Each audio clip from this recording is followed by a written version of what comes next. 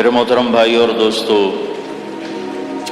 اللہ تعالیٰ ہم سے ایک سوال کرتا ہے، افحسبتم انما خلقناکم عبثا، تمہارا کیا خیال ہے ہم نے تمہیں بیکار پیدا کیا ہے، تمہاری زندگی کا کوئی مقصد نہیں ہے؟ پھر اللہ تعالیٰ فرماتا ہے ایحسب الانسان ان یترک سدی، تمہارا کیا خیال ہے تمہیں کوئی نہیں پوچھے گا، جو مرضی کرتے رہو، جیسے مرضی زندگی گزارو، کوئی پوچھنے والا نہیں ہے؟ نہیں، ایسی بات نہیں ہے۔ بلا ورسلنا لدیہم یکتبون، جو کر رہے ہو اللہ لکھوا رہا ہے۔ ما یلفظ من قول الا لدیہ رقیب عتید، جو زبان سے بولتے ہو وہ فوراً کیچ کیا جا رہا ہے۔ ان علیکم لحافظین، تمہارے اوپر فرشتے مقرر ہیں، کرامن کاتبین، ان کا کام ہے یعلمون ما تفعلون، میں جو کروں، جہاں کروں، جس وقت کروں، وہ اسے لکھتے جائیں۔ دو چپ لگا دی، ایک نیگیٹو ایک پازیٹیو۔ کوئی اچھا کام ہوگا تو ادھر والا لکھے گا، کوئی غلط ہوگا تو ادھر والا لکھے گا۔ اور پھر اللہ تعالیٰ کا اس کائنات پر قبضہ ہے، اور اس ساری کائنات کو اللہ نے اپنی طاقت سے بنایا۔ یہ جہان خود بخود نہیں بنا، ان ربکم اللہ، اس کا بنانے والا اللہ ہے۔ اللہ نے اپنا تعارف کرایا، میں کون ہوں؟ الذی خلق السماوات والارض، میں وہ اللہ ہوں جس نے زمین آسمان بنائے، فی ستۃ ایام، اس میں 6 دن لگائے، ثم استوی علی العرش، پھر عرش پر استوا کیا، یغشی اللیل النہار، میں وہ اللہ ہوں جو رات کو لاتا ہے، دن کو لاتا ہے، تو دن کو آگے چلاتا ہے، رات کو پیچھے لاتا ہے، یطلبہ حثیثا، ان میں یہ دوڑ چلتی رہتی ہے، الشمس والقمر والنجوم مسخرات بامرہ، سورج، چاند، ستارے، ہر شے اس اللہ تعالیٰ کے قبضہ قدرت میں ہے۔ تو ایک بہت بڑا طبقہ جو کہتا ہے کہ یہ سب کچھ خود بخود بن گیا ہے، تو اللہ تعالیٰ اس کو صاف کرتا ہے کہ خود بخود نہیں بنا، بلکہ اسے اللہ تعالیٰ نے بنایا۔ قل اانکم لتکفرون بالذی خلق الارض فی یومین وتجعلون له اندادا ذلک رب العالمین، تم کس اللہ کا انکار کرتے ہو جس نے تمہارے لیے زمین کو 2 دن میں بنایا، اس کا خول، وجعل فیہا رواسی من فوقها وقدر فیہا اقواتها فی 4 ایام سواء للسائلین، پھر زمین کے اندر قیامت تک جتنے انسان آنے والے ہیں ان کی ضرورتوں کے خزانے بھر دیے، سٹور کر دیے، ہر چیز کو اللہ نے سٹور کر دیا۔ قیامت قائم ہوگی اور زمین کے خزانوں کا 1000واں حصہ بھی استعمال نہ ہوگا، اللہ اتنا نے وافر زمین کے اندر بھرا، اس میں اللہ نے 4 دن لگائے۔ ثم استوى الى السماء، پھر آسمان کی طرف استوا کیا، وہی دخان، آسمان ایک دھواں تھا، فقال لها، آسمانوں سے کہا، وللارض، زمینوں سے کہا، ایتیا، آؤ، طوعا او کرہا، جی چاہے یا نہ چاہے میرے آگے جھکو، قالتا، زمین آسمان بولے، اتینا طاعین، یا اللہ ہم مان گئے، فقضاہن 7 سماوات، پھر اللہ نے 7 آسمان بنائے، جیسے زمینیں بنائیں ایسے 7 آسمان بنائے، فی یومین، 2 دن اس میں لگائے، وَأَوْحَى فِي كُلِّ سَمَاءٍ أَمْرَهَا، ہر آسمان کو الگ الگ حکم دیا اور اپنے حکم کے ساتھ باندھا، پکڑا، يُمْسِكُ السَّمَاوَاتِ وَالْأَرْضَ أَن تَزُولَا، زمین آسمان کو اللہ نے روکا ہوا ہے، اگر اللہ یوں چھوڑ دے تو ساری کائنات آپس میں ٹکرا جائے، ساری کائنات۔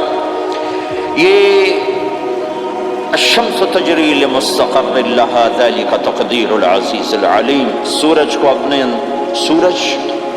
6 لاکھ مائل فی گھنٹہ کی رفتار سے دوڑ رہا ہے، اور زمین سے 12 لاکھ گنا بڑا ہے، اور اس میں ٹیمپریچر 2.5 کروڑ سینٹی گریڈ تک اس کا ٹیمپریچر چلتا ہے، اور یہ کوئی ٹھوس چیز نہیں، گیسز ہیں، اور ہر سیکنڈ میں اس میں ہیلیم گیس پھٹتی ہے اور وہ ہائیڈروجن میں تبدیل ہوتی ہے۔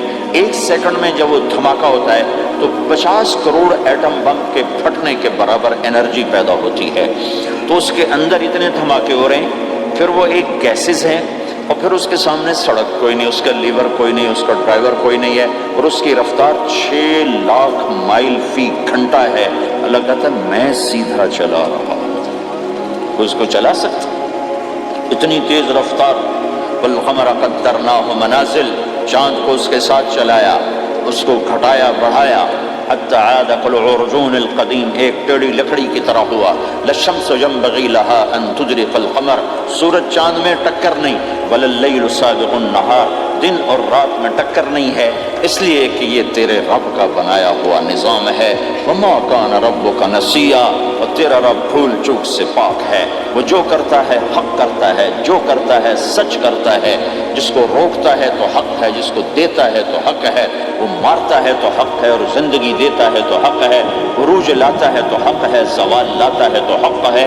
تو اللہ قرآن میں یہ ایک ذہن بناتا ہے کہ تم بیکار نہیں پیدا ہوئے، تمہارے پیچھے ایک طاقتور اللہ ہے جس نے ساری کائنات کو قابو کیا ہوا ہے. اس کے اوپر اس کا نظام چلتا ہے، حکومت چلتی ہے. سورج چاند ستارے اور ہوا، یہ میرا ہاتھ کی یہ حرکت بھی میرے رب کی قسم میرے اللہ سے پوچھ کے ہے. میرا اللہ روک دے تو یہ ہاتھ یہیں ہو گئے، ہل نہیں سکے گا. کتنے لوگ جو ہاتھ اٹھانا چاہتے ہیں نہیں اٹھا سکتے، آنکھ کھولنا چاہتے ہیں نہیں کھول سکتے، بولنا چاہتے ہیں نہیں بول سکتے، چلنا چاہتے ہیں نہیں چل سکتے. جس نے چلایا اسی نے بٹھایا، جس نے بڑھایا اسی نے ہٹایا، جس نے زندگی دی اسی نے موت دی، جس نے موت دی ہے وہی موت کے بعد زندہ کرنے والا ہے. یہ اس ساری کائنات پر اللہ تعالیٰ اپنے طاقت کے ساتھ حکمران ہے. اور اللہ تعالیٰ یہ ذہن بناتا ہے کہ اس ساری کائنات میں وہ ہوتا ہے جو اللہ چاہتا ہے، وہ نہیں ہوتا جو تم چاہتے ہو، وہ ہوتا ہے جو اللہ چاہتا ہے. ایک قرآن میں اللہ نے یہ ذہن نبیوں کے قصوں سے ہمارا بنایا کہ موسیٰ علیہ السلام تشریف لا رہے ہیں، ان کے ہاتھ میں ڈنڈا ہے، اس پر یوں ٹیک لگا کے کھڑے ہو. تو اللہ نے فرمایا موسیٰ یہ کیا ہے؟ ما تلک بیمینک یا موسیٰ، موسیٰ یہ کیا ہے؟ موسیٰ علیہ السلام کے بعد یہ ڈنڈا 10 سال سے کہ یا اللہ یہ عصایا، یہ میرا ڈنڈا ہے. اب اللہ تعالیٰ آگے کچھ دکھانا چاہتے ہیں تو موسیٰ علیہ السلام سے لمبی بات کروائی، ہے عصایا میرا ڈنڈا ہے، اتوکل علیہا اس پر ٹیک لگاتا ہوں، واحش بها غنمی اور اپنی بکریوں کے لیے پتے جھاڑتا ہوں، ولی فیہا مآرب اخرى اور بھی ڈھیر سارے کام اس سے لیتا ہوں. تو اللہ تعالیٰ کا القھا یا موسیٰ، اس کو ذرا زمین پر ڈال، زمین پر ڈال. موسیٰ علیہ السلام نے زمین پہ ڈالا، فَإِذَا هِيَ حَيَّةٌ تَسْعَىٰ، وہ یوں اٹھا اور ایک خوفناک سانپ بنا. لمبائی میں بڑے سانپ کی طرح جو افریقہ میں ہوتا ہے، جو پورا بکرا کھا جاتا ہے، پورا ہرن کھا جاتا ہے، اور تیز رفتاری میں جان کی طرح ایک چھوٹا سا سانپ ہوتا ہے، بہت تیز چلتا ہے، اور زہر میں حیہ کی طرح. سانپ کی 3 قسموں کو اللہ نے ایک ڈنڈے میں جمع کر. ایک ہوتا ہے کأنها جان، چھوٹا سانپ جو بہت تیز دوڑتا ہے. فَإِذَا هِيَ حَيَّةٌ زہریلا، فَإِذَا هِيَ ثُعْبَانٌ مُبِينٌ، بہت بڑا یہاں سے لے کر وہاں تک. تو 3 مختلف سانپوں کو اللہ نے ایک میں جمع کر دیا. وہ تیز رفتاری میں جان کی طرح تھا، زہر میں حیہ کی طرح تھا، لمبائی چوڑائی میں ثعبان کی طرح تھا. جب موسیٰ علیہ السلام نے دیکھا وَلَّا مُدْبِرًا وَلَمْ يُعَقِّبْ، موسیٰ علیہ السلام جو بھاگے تو پیچھے مڑ کے ہی نہیں دیکھا. تو اللہ تعالیٰ نے کہا خود موسیٰ پکڑو. کہا اللہ میں نہیں پکڑتا. بھاگے جا رہے، یہ بات بھاگے بھاگے ہو رہی، کھڑے ہو کے نہیں ہو رہے، بھاگ رہے ہیں. اوپر سے آواز آ رہی پکڑو گا بابا، میں نہیں پکڑتا. اب اللہ تعالیٰ ہمیں قصہ موسیٰ علیہ السلام کا قصہ قرآن کے 28 پاروں میں موجود ہے. اتنا اس کو اللہ نے دہرایا، اتنا دہرایا. سب سے زیادہ موسیٰ علیہ السلام کا نام قرآن میں آیا ہے نبیوں میں سے. 136 دفعہ موسیٰ علیہ السلام کا اللہ تعالیٰ نے قرآن میں ذکر فرمایا، نام کے ساتھ، نام کے ساتھ. پھر کہا خذھا ولا تخف، موسیٰ پکڑو ڈرو نہیں. سنعیدھا سیرتھا الاولی، واپس ڈنڈا بناؤں گا. کہ یا اللہ میں نہیں پکڑتا، مجھے کھائے گا، مجھے کھائے گا. وہ بھاگے جا رہا ہے. آخر اللہ تعالیٰ نے کہا خذ انک من الآمنین، موسیٰ میں گارنٹر ہوں، کچھ نہیں کہے گا، گارنٹی دیتا ہوں. اللہ کی گارنٹی پر کھڑے ہوئے اور وہ ایسا منہ کھول کے آ رہا ہے. تو اب چلو اللہ تعالیٰ کہتے پیچھے سے پکڑ لو، دم سے پکڑ لو تو کوئی مسئلہ نہیں تھا. کہ نہیں، منہ سے پکڑو. اب موسیٰ علیہ السلام نے ایسے اوپر ایک چھوٹا سا کپڑا تھا یوں اوپر کر لیا. تو اللہ تعالیٰ نے کہا یہ کیا کر رہے؟ کہا جی مجھے اس سے ڈر لگ رہا ہے. کہ تیرا ڈر ہی تو نکالنا ہے کہ یہ کچھ نہیں، سب کچھ تیرے اللہ کا ارادہ ہے. تو کچھ نہیں، ورنہ یہ کپڑا تمہیں بچا لے، تمہیں ویسے ہی سارا نکل جائے گا. اب وہ آگے آ رہا ہے، موسیٰ علیہ السلام کانپ رہے ہیں اور دیکھ رہے ہیں، کانپ رہے ہیں اور دیکھ رہے ہیں. اور بڑے اب اللہ نے کہا تھا تو ڈرتے ڈرتے ہاتھوں سے یوں، کانپتے کانپتے ہاتھوں سے یوں آگے ہاتھ کیا. اور جو ہی ہاتھ کی انگلیوں نے سانپ کے منہ کو ٹچ کیا تو اللہ نے دوبارہ ڈنڈا بنا کے ہاتھ میں پکڑا تھا اور ساری دنیا کو یہ پیغام دیا کہ دیکھو میرے بندو، اللہ سب کچھ ہے، لہذا اللہ کی مان کے چلنا۔ سامنے شیطان آئے گا تمہیں الٹی راہیں دکھائے گا، تو تم اپنے اللہ کو یاد کرنا جس کے ہاتھ میں سارے خزانے ہیں اور طاقت ہے۔ ایک سیکنڈ میں اسے سانپ بنایا، اگلے سیکنڈ میں اسے ڈنڈا بنایا اور پھر موسیٰ علیہ السلام کے ہاتھ میں پکڑایا۔ نیا نہیں، وہی جو ان کے پاس تھا وہی ان کو واپس کر کے پوری دنیا کے انسانوں کو اور اس امت کو خاص طور پر اللہ تعالیٰ نے یہ سوچ دی کہ اس کائنات میں ایک طاقت ہے، اللہ جو سب کچھ کر سکتا ہے اور اس کے چاہے کو کوئی روک نہیں سکتا اور اس کے روکے کو کوئی کروا نہیں سکتا، وہ اللہ ہے۔ یہ قرآن کے واقعات ہیں۔ حضرت مریم عیسیٰ علیہ السلام کی والدہ کسی غیر مرد کو دیکھا نہیں، اتنا پردے میں ہے۔ ایک دم ایک نوجوان خوبصورت کمرے میں داخل ہوتا، فتمثل لها بشرا سویا، خوبصورت۔ تو مریم انی اعوذ بالرحمن منک ان کنت تقیا، اللہ کی پناہ چاہتی ہوں۔ کون ہو؟ ڈرو نہیں، انما انا رسول ربک، میں مرد نہیں فرشتہ ہوں، انسان ہوں، تیری کوئی حاجت نہیں، میرے پاس کیا کرنے ہو؟ لأہب لک غلاما زکیا، اللہ کا ارادہ ہو چکا ہے تمہیں بیٹا دیا جائے۔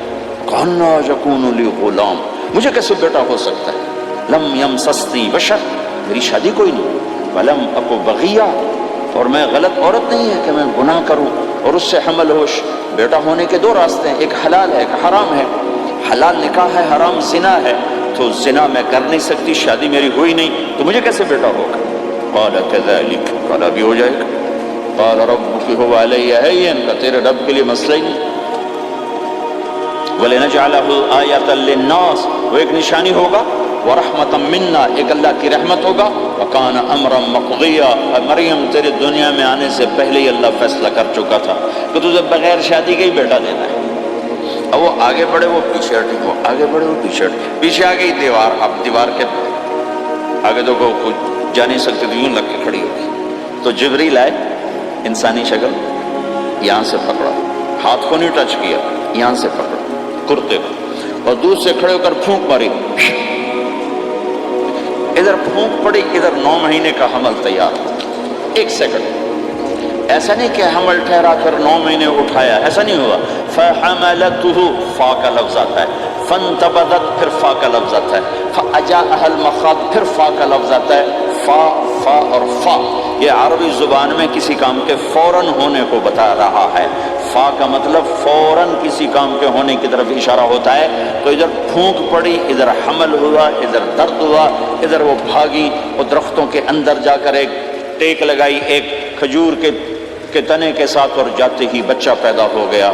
تو وہ روئیں، یا لیتنی مت قبل ھذا وکنت نسیا منسیا، ہائے میں اس سے پہلے مر جاتی، میرا بھولنا بھی لوگ بھول جاتے، اب میں کیا کروں؟ تو جبریل پھر آ گئے، فناداھا من تحتھا، ذرا پردے میں، اب سامنے نہیں آئے، ذرا پردے میں آئے کہ بچہ پیدا ہو چکا ہے، کوئی بے پردگی نہ ہو۔ لا تحزنی، ڈرو نہیں، قد جعل ربک تحتک سریا، پر مارا پانی کا چشمہ نکلا ہے۔ وہزی الیک بجذع النخلہ، اور وہ جو کھجور تھی اس اوپر سے کٹی ہوئی تھی، خشک کھجور تھی، خالی اس کا تنا تھا۔ تو جبریل نے کہا اس کو ہلاؤ، اس کو ہلاؤ، تو انہوں نے ہلایا تو ساقط علیک رطبا جنیا، تو تو دیکھے گی کہ یہ کھجور کے اوپر نہ کوئی شاخ ہے، نہ کوئی پھل ہے، نہ کوئی پتا ہے، لیکن جب اس نے ہلایا تو ایک دم تازہ کھجوریں گرنے لگ گئیں، تازہ کھجوریں۔ تو جبریل نے پھر کہا مریم، جو اللہ اس درخت کو بغیر شاخ کے پھل دے رہا ہے تجھے بغیر مرد کے بیٹا دے رہا ہے۔ کلی وشربی وقرری عینا، کھا پی صاف صوف ہو اور سکون پکڑ، سکون میں آ جا، اور جا بعض شہر کی طرف جا، لوگ آئیں گے کہیں گے تو نے یہ کیا کیا؟ تو تم نے کہنا ہے انی نذرت للرحمن صوما فلن اکلم اليوم انسیا، بھائی میرا تو روزہ ہے، میں نہیں بول سکتی، اس سے بات کرو، بچے سے بات کرو۔ بنو اسرائیل کا روزہ اتنا سخت تھا کہ صرف کھانے پینے کی پابندی نہیں، بولنے پر بھی پابندی لگا دی گئی۔ وہ سچ بھی بولیں تو ان کا روزہ ٹوٹ جاتا تھا، یہ امت جھوٹ بھی بولے تو روزہ نہیں ٹوٹتا، خراب ہو جاتا ہے، ٹوٹتا نہیں۔ تو آئیں فأتت بہ قومہا تحملہ، بچہ ہاتھ میں اور آئیں باز شہر میں.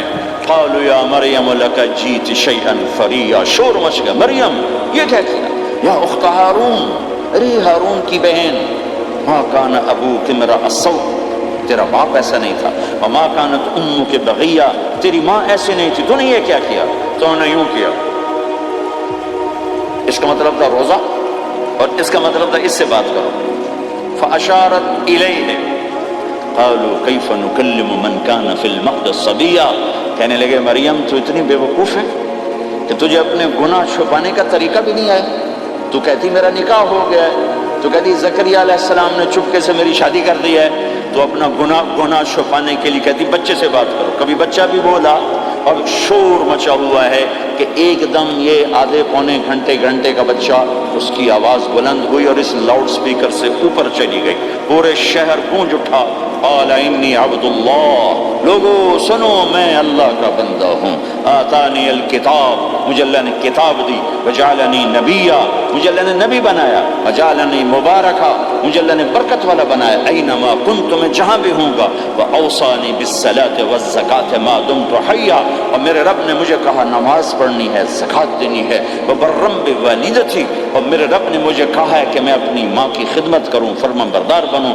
ولم یجعلنی جبارا شقیا، والسلام علی یوم اموت ویوم ابعث، والسلام علی یوم ولدت ویوم اموت ویوم ابعث حیا. میرے اللہ کی میرے اوپر سلامتی ہے، جب پیدا ہوا، جب مروں گا، جب اٹھائے جاؤں گا. ذالک عیسی ابن مریم قول الحق الذی فیہ یمترون، یہ ہے مریم کا بیٹا عیسیٰ علیہ السلام. یہ اللہ کا بیٹا نہیں ہے، یہ مریم کا بیٹا ہے. اللہ تعالیٰ نے پورے قرآن میں کسی عورت کا نام نہیں لیا. عورت کو ایسا پردے کی چیز اللہ تعالیٰ نے بنایا ہے کہ اتنی عورتوں کا ذکر قرآن میں کہ کسی کا نام نہیں ذکر کیا سوائے حضرت مریم کے نام. باقی سب کو امرات العزیز، امرات فرعون، امرات نوح، امرات کے ساتھ گورنر کی بیوی، فرعون کی بیوی، نوح کی بیوی، لوط کی بیوی، اللہ نام بھی لے سکتا تھا. مصر کے گورنر کی بیوی تو اللہ زلیخا بھی کہہ دیتا، زلیخا نہیں کہا. فرعون کی بیوی اللہ آسیہ کہہ دیتا، آسیہ نہیں کہا. صرف ایک عورت کا نام آیا ہے، وہ ہے حضرت مریم علیہ السلام. حضرت مریم کا نام اللہ نے اس لیے واضح کیا کہ ایک بہت بڑے طبقے نے اللہ پہ الزام لگایا کہ عیسیٰ علیہ السلام اللہ کا بیٹا ہے. تو اللہ تعالیٰ نے کہا نہیں، اللہ کا نہیں، مریم کا بیٹا ہے. اللہ کا نہیں، مریم کا بیٹا ہے. متخذ صاحبۃ ولا ولدا، نہ میری کوئی بیوی ہے نہ بچہ ہے. لم یکن لہ شریک فی الملک، نہ کہ اس کا شریک ہے. ولم یکن لہ ولی من الذل، نہ کہ اس کا مددگار ہے. فکبرہ تکبیرا، اس ایک اللہ کی کبریائی بڑائی کے گن گا، گیت گا، دل میں بٹھا، دل میں بٹھا، دل میں بٹھا، تاکہ سارا وجود اس کے آگے ڈھلتا جائے، چلتا جائے. یہ واقعات یہ ذہن بناتے ہیں کہ اس کائنات میں وہ ہوتا ہے جو اللہ چاہتا ہے، وہ ہوگا جو اللہ چاہے گا، وہ ہوا جو اللہ نے چاہا. ساری دنیا کے انسان جو چاہتے ہیں اللہ کے بغیر نہیں کر سکتے، اللہ جو چاہتا ہے ہم سب کے بغیر کر دیتا ہے. یہ ذہن بنا کر پھر اللہ اس بات پہ لاتا ہے جب سب کچھ تیرے اللہ کے ہاتھ میں ہے تو اللہ کی مان کے چل کہ یہ تیرے پاس تھوڑی سی زندگی ہے. جیسے اللہ نے اس کائنات کو بنایا ہے ایسے ہی اس کائنات کو توڑنے والا ہے. ایک دن آئے گا، ازفت الازفہ، وہ قریب آ چکا ہے. لیس لہا من دون اللہ کاشفہ، اسے کوئی روک نہیں سکتا، ہٹا نہیں سکتا. وہ آئے گا. لا تأتیکم الا بغتہ، وہ اچانک آئے گا. وہ کیسے آئے گا؟ فاذا نفخ فی الصور نفخۃ واحدہ، ایک آواز آئے گی بڑی خوفناک. ہے کیا عجب دن ہوگا. شب جمعہ آئے گی، جمعہ کی رات آئے گی. کسی کو نہیں خبر کہ آج کائنات کی آخری رات. پرندے واپس گئے ہوں گے اپنے درختوں پر، گھونسلوں پر. شیر اپنے ٹھکانوں پر، چیتے اپنے ٹھکانوں پر، بھیڑیے اپنے ٹھکانوں پر، بکریاں، اونٹ، گائے، بھینس اپنے اپنی جگہ پر. اور اگر یہ بولٹن اس وقت موجود ہوگا تو بولٹن کے باشندے سوئے ہوں گے اپنے گھروں میں، کوئی ادھر تیاری کہ میں نے جاب پہ جانا ہے، یہ میرا سامان پڑا ہے، میں نے اسکول جانا ہے، یہ میری کتابیں پڑھی ہیں، میں نے آفس جانا ہے، یہ میری فائلیں پڑھی، میرا لیپ ٹاپ پڑا ہوا ہے، یہ سب کچھ جیسے آج کی رات ہے ایسے ہی ایک رات آئے گی۔ دن جدا ہو کر کہے گا کہ میں کل آؤں گا، رات جدا ہو کر کہے گی میں تیرے بعد آؤں گی، اور تارے چاند ستارے بھی ابھر کر نکل کر کہیں گے ہم نے کل بھی نکلنا ہے اور ہم نے کل بھی طلوع ہونا ہے۔ سورج بھی غروب ہوتے ہوئے یہ سوچ رہا ہوگا کہ کل میں نے پھر بھی نکلنا ہے، اور چاند بھی سوچ رہا ہوگا کہ میں نے اگلے دن بھی نکلنا ہے، لیکن اللہ کے سوا فرشتوں تک کو نہیں پتا کہ آج آخری دن آ چکا ہے۔ اور میرے نبی نے عجب نقشہ کھینچا ہے قیامت کے دن کا۔ ہم نے کہا عورت روٹی پکا رہی ہوگی، اس کے ہاتھ میں روٹی ہوگی، اب تو یہاں روٹی پکانے کا رواج بہت کم ہو گیا لیکن پھر بھی پکاتے ہیں، روٹی پکا رہی ہوگی، اس کے ہاتھ میں روٹی ہوگی، ابھی توے پہ ڈالنے جا رہی ہوگی۔ اور ایک چیز آپ کے ہاں بالکل نہیں ہے، ہمارے ہاں اب بھی ہے کہ وہ دہی کو اس میں سے مکھن نکالتے ہیں، دہی کو وہ کرش کرتے ہیں پھر اس میں سے مکھن نکال، یہ ہمارے گھروں میں ہوتا ہے، ہر گھر میں ہوتا ہے، خاص طور پر دیہاتوں میں۔ تو ایک عورت ایسے وہ اس دہی کو بلو کر کرش کر کے اس سے مکھن کا پیڑا یوں بنا رہی ہوگی اور بنا کر برتن میں ڈالنے کے لیے ایسے کر رہی ہوگی، ایسے کر رہی ہوگی۔ یہ تہذیب اب آپ تو سمجھ نہیں سکتے چونکہ آپ تو ادھر کے لوگ بن گئے اب، تو ہمارے دیہاتوں میں اب بھی یہ تہذیب ایسے کر رہی ہوگی، ایسے کر رہی ہوگی۔ اور پھر آپ نے فرمایا کہ ایک آدمی اپنے اونٹ کو چارہ ڈالنے کے لیے اس جگہ کو صاف کر رہا ہوگا کہ میں صبح ہو گئی ہے میں اونٹ کو چارہ ڈالوں، اور پھر میرا اونٹ کھائے پھر اس کو لے کر میں کام پہ جاؤں، اور دکاندار جھاڑو دے کر اپنی سیٹ پہ بیٹھ چکا ہے اور گاہک انٹر ہوتا ہے اور اسے کہتا ہے کہ 10 میٹر مجھے کپڑا چاہیے، اور اس کے لیے یوں کپڑا ناپ رہا ہے، ناپ کے 10 میٹر 5 میٹر 4 میٹر 2 میٹر پر اس نے یوں کینچی رکھی، کینچی یہاں ہے، اور اس نے جیب سے پیسے نکالے اور گننے لگا کہ میں نے اس کو 100 پاؤنڈ دینا ہے، وہ گننے میں لگا ہوا ہے، یہ کاٹنے میں لگا ہوا ہے، اور دور کھیت میں ایک آدمی ہل چلا رہا ہے، اور ایک آدمی بیج ہاتھ میں لے کے یوں پھینکنے جا رہا ہے، اور ایک آدمی پانی لگانے کے لیے اس پانی کو ڈائیورٹ کر رہا ہے، اور ادھر بازار میں جلدی جلدی لوگ بھاگے جا رہے ہیں، جاب والے ایک نوالا منہ میں ہے ایک ہاتھ میں، اور بھاگے جا رہے ہیں، میں آج لیٹ ہو چکا ہوں، میرا جاب کا ٹائم جا رہا ہے، میرا اسکول کا ٹائم جا رہا ہے۔ یہ ایسا ہی ایک سما ہوگا، بولٹن اٹھے گا، انگلینڈ اٹھے گا، امریکہ اٹھے گا، ایشیا اٹھے گا، یورپ اٹھے گا، افریقہ اٹھے گا، ہندوستان اٹھے گا، پاکستان اٹھے گا، Burma, Malaysia, Thailand, Indonesia اسی طرح اٹھیں گے جیسے روزانہ اٹھتے ہیں، پر اللہ کے سوا کسی کو نہیں پتا کہ آج شام ہو گئی ہے۔ لہذا ایسے، اور ایک ماں چھوٹے بچے کو ناشتہ کرا رہی، جلدی سے اس کو اسکول لے جانا ہے، تو بریڈ اس کے ہاتھ میں اس کے منہ میں ڈال، یہاں تک نوالا ہے، یہاں تک نوالا آیا ہے، یہاں تک نوالا آیا ہے، اور اس نے یہاں کینچی رکھی ہے، اس نے جیب سے نکال کر پیسے گننے شروع کیے ہیں، وہ پانی کو ڈائیورٹ کر رہا ہے، وہ یوں مٹھی بھر کے اپنا بیج پھینک رہا ہے، وہ اونٹ کے کھانے کی جگہ گھاس چارہ کھانے کی جگہ کو صاف کر رہا ہے، دکاندار دکان کا شٹر اٹھا رہا ہے، ایک شٹر اٹھا کے بیٹھ چکا ہے، ایک دکان کے اندر جھاڑو دے رہا ہے، صفائی کر رہا ہے، اور ایک اپنے سودے گن رہا ہے، ایک اپنے پیسے گن رہا ہے۔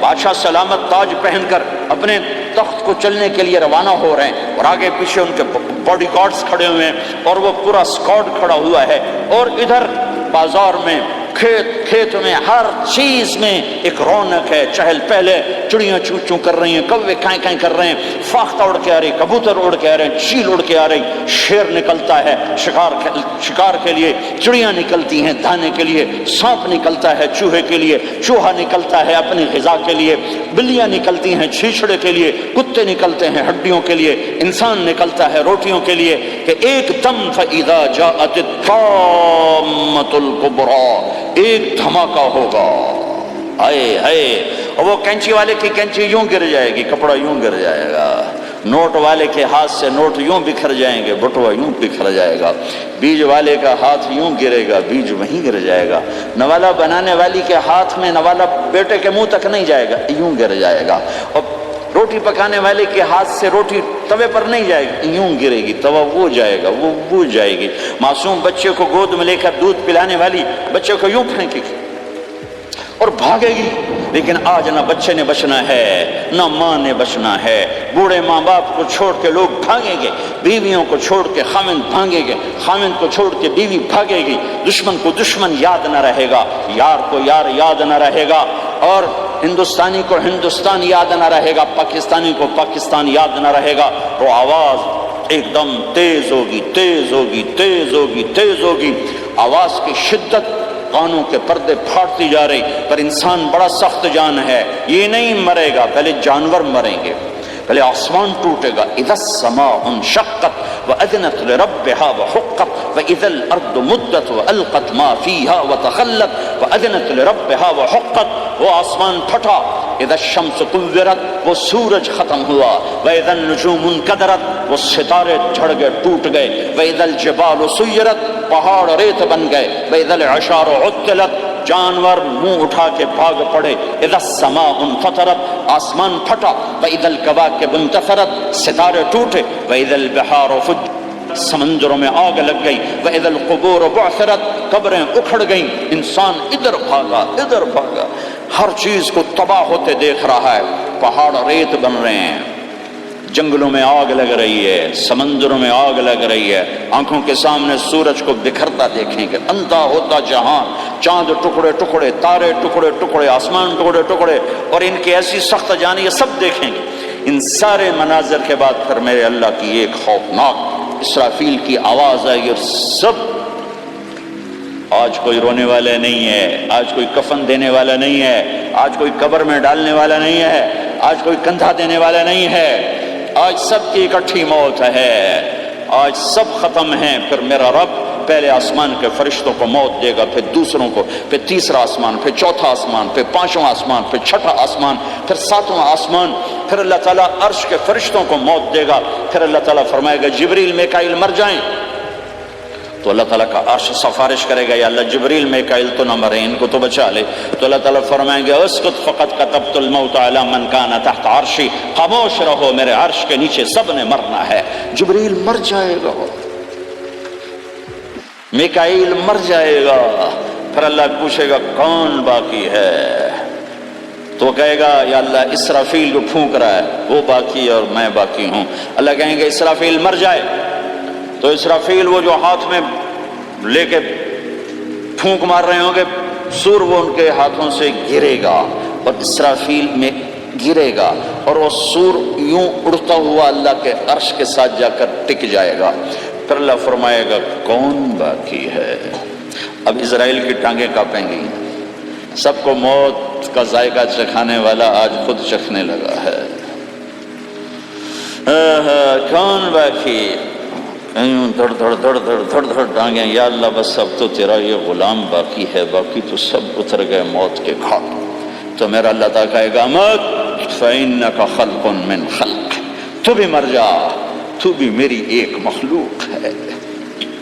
اور میرے بھائیو، اس مٹ جانے والی دنیا کے پیچھے اللہ کو ناراض نہ کرو، اس کی عزت بھی دھوکہ ہے، اس کی شہرت بھی دھوکہ ہے، اس کی دولت بھی دھوکہ ہے، اس کی حکومت بھی دھوکہ ہے، اس کا عروج بھی دھوکہ ہے، اس کا زوال بھی دھوکہ ہے، اس کی عزت بھی دھوکہ ہے، اس کی ذلت بھی دھوکہ ہے، اس کا مال بھی دھوکہ ہے، اور اس کا فخر غربت بھی دھوکہ ہے، اس کی زی زندگی بھی دھوکہ ہے، سب نظروں کا فریب ہے۔ حضرت علی کا فرمان ہے الناس النیام اذا ما تنتبہ، لوگ سوئے ہوئے ہیں، جب موت آئے گی تو آنکھ کھل جائے گی۔ گھاٹے کا سودا کر کے نہ مرو، گھاٹے کا سودا کر کے نہ مرو، اللہ کو ناراض کر کے نہ مرو، سب چھوڑ کے جانے والی ہیں، سب چھوٹنے والا ہے، لہذا اللہ کو ساتھ لے لو، اللہ کو ساتھ لے لو، اللہ کو ساتھ لے لو۔ سب کو مارنے کے بعد میرا اللہ کہے گا من کان لی شریکا فلیات، کوئی ہے میرے سامنے تو آؤ، من کان لی شریکا فلیات، کوئی ہے میرے مقابلے میں تو آؤ، من کان لی شریکا فلیات، کوئی ہے میری ٹکر کا تو آؤ۔ تین دفعہ پھر اللہ زمین آسمان کو ایک جھٹکا دے گا، پھر کہے گا انا الملک، میں بادشاہ،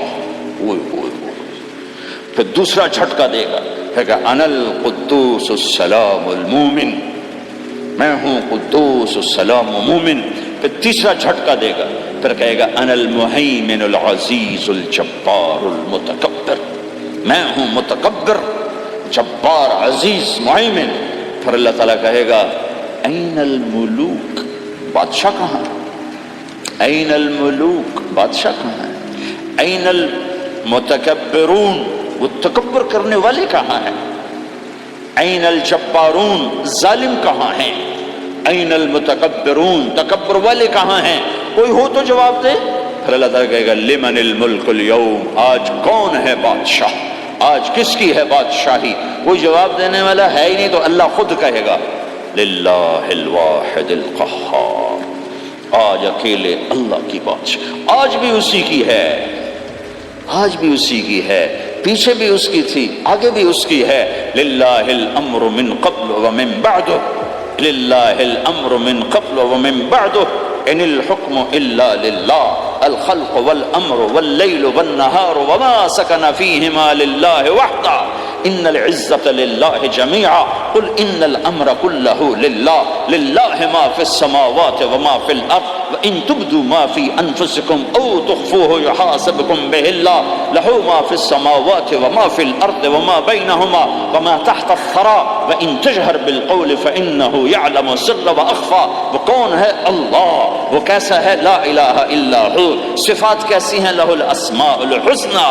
یہ میرے رب کا پیغام ہے پوری دنیا کے انسانوں کے لیے کہ یہ دنیا امتحان کی جگہ ہے، نہ اپنی مرضی سے آئے ہو، نہ اپنی مرضی سے مرتے ہو، نہ اپنی مرضی سے جیتے ہو، نہ اپنی مرضی سے جاتے ہو۔ لہٰذا اس 4 دن کی زندگی میں تمہیں ٹیسٹ میں ڈالا گیا ہے۔ اللہ کو راضی کرتے ہو، شیطان کو راضی کرتے ہو، اللہ کو مناتے ہو، شیطان کے پیچھے چلتے ہو، اللہ کو مناتے ہو، اپنی طبیعت اور اپنی طبیعت کے غلام بنتے ہو۔ یہ میرا اور آپ کا امتحان ہے۔ لا الہ الا اللہ میں ایگریمنٹ ہے، یا اللہ تیری مان کے چلیں۔ لا الہ الا اللہ ایگریمنٹ ہے، یا اللہ تیری مان کے چلیں۔ کیسے تیری مان کے چلیں گے؟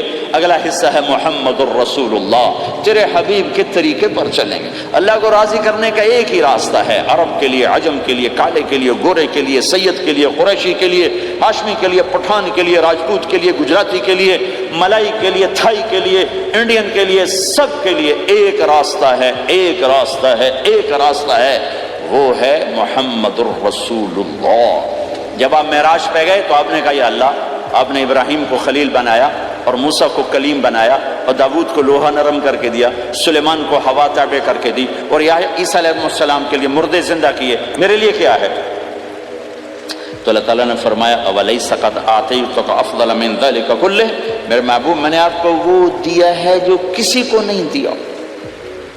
وہ کیا دیا ہے کہ اللہ ذکرت الا ذکرت معی، قیامت تک تیرا میرا نام اکٹھا رہے گا، الگ نہیں ہو سکتا، ایسے رہے گا۔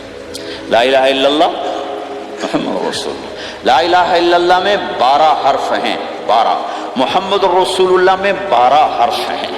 لا الہ الا اللہ 12 حرفوں سے بنا ہے، لام اور الف، یہ اس کو گنو تو 12 بنتے ہیں، پھر میم اور ہا اور میم اور دال کو آگے تک گنو تو 12 بنتے ہیں، ادھر بھی 12 ادھر بھی 12۔ پھر حرف کی 2 قسمیں ہیں، ایک نقطے والے، ایک بغیر نقطے والے۔ نقطے والے حرف کمزور ہوتے ہیں، بغیر نقطے والے حرف طاقتور ہوتے ہیں، کہ نقطے والا حرف اپنا مطلب بنانے کے لیے نقطے کا محتاج بن جاتا ہے، اور جو بغیر نقطے والا ہوتا ہے وہ اپنا مطلب بتانے کے لیے نقطے کا محتاج نہیں ہوتا۔ جیم کمزور ہے، ہا طاقتور ہے، ہا کو اپنا مطلب بتانے کے لیے نقطے کی ضرورت نہیں، جیم کو، خا کو اپنا مطلب بتانے کے لیے نقطے کی ضرورت ہے۔ سین طاقتور ہے، شین کمزور ہے، کہ شین کو اپنا مطلب بتانے کے لیے 3 نقطوں کی ضرورت ہے، سین کو اپنا مطلب بتانے کے لیے کسی نقطے کی ضرورت نہیں ہے۔ الف طاقتور ہے، با کمزور ہے، تا کمزور ہے، ہا طاقتور ہے، جیم کمزور ہے، خا کمزور ہے، دال طاقتور ہے، را طاقتور ہے، زا کمزور ہے، شین طاقتور ہے، شین کمزور ہے، صاد طاقتور ہے، ضاد کمزور ہے، تا طاقتور ہے، ضا کمزور ہے۔ یہ میں آپ کو حروف کی بات بتا رہا ہوں۔ جب میرے اللہ نے اپنا کلمہ بنایا، پہلے اپنا نام منتخب کیا اللہ، تو اس میں کوئی حرف نقطے والا نہیں آیا، ٹھیک ہے؟ اللہ کوئی نقطے والا حرف ہے؟ پھر اللہ نے اپنے نبی کا نام بنایا محمد، کوئی نقطے والا حرف ہے؟ پھر نام بنایا احمد، کوئی نقطے والا حرف ہے؟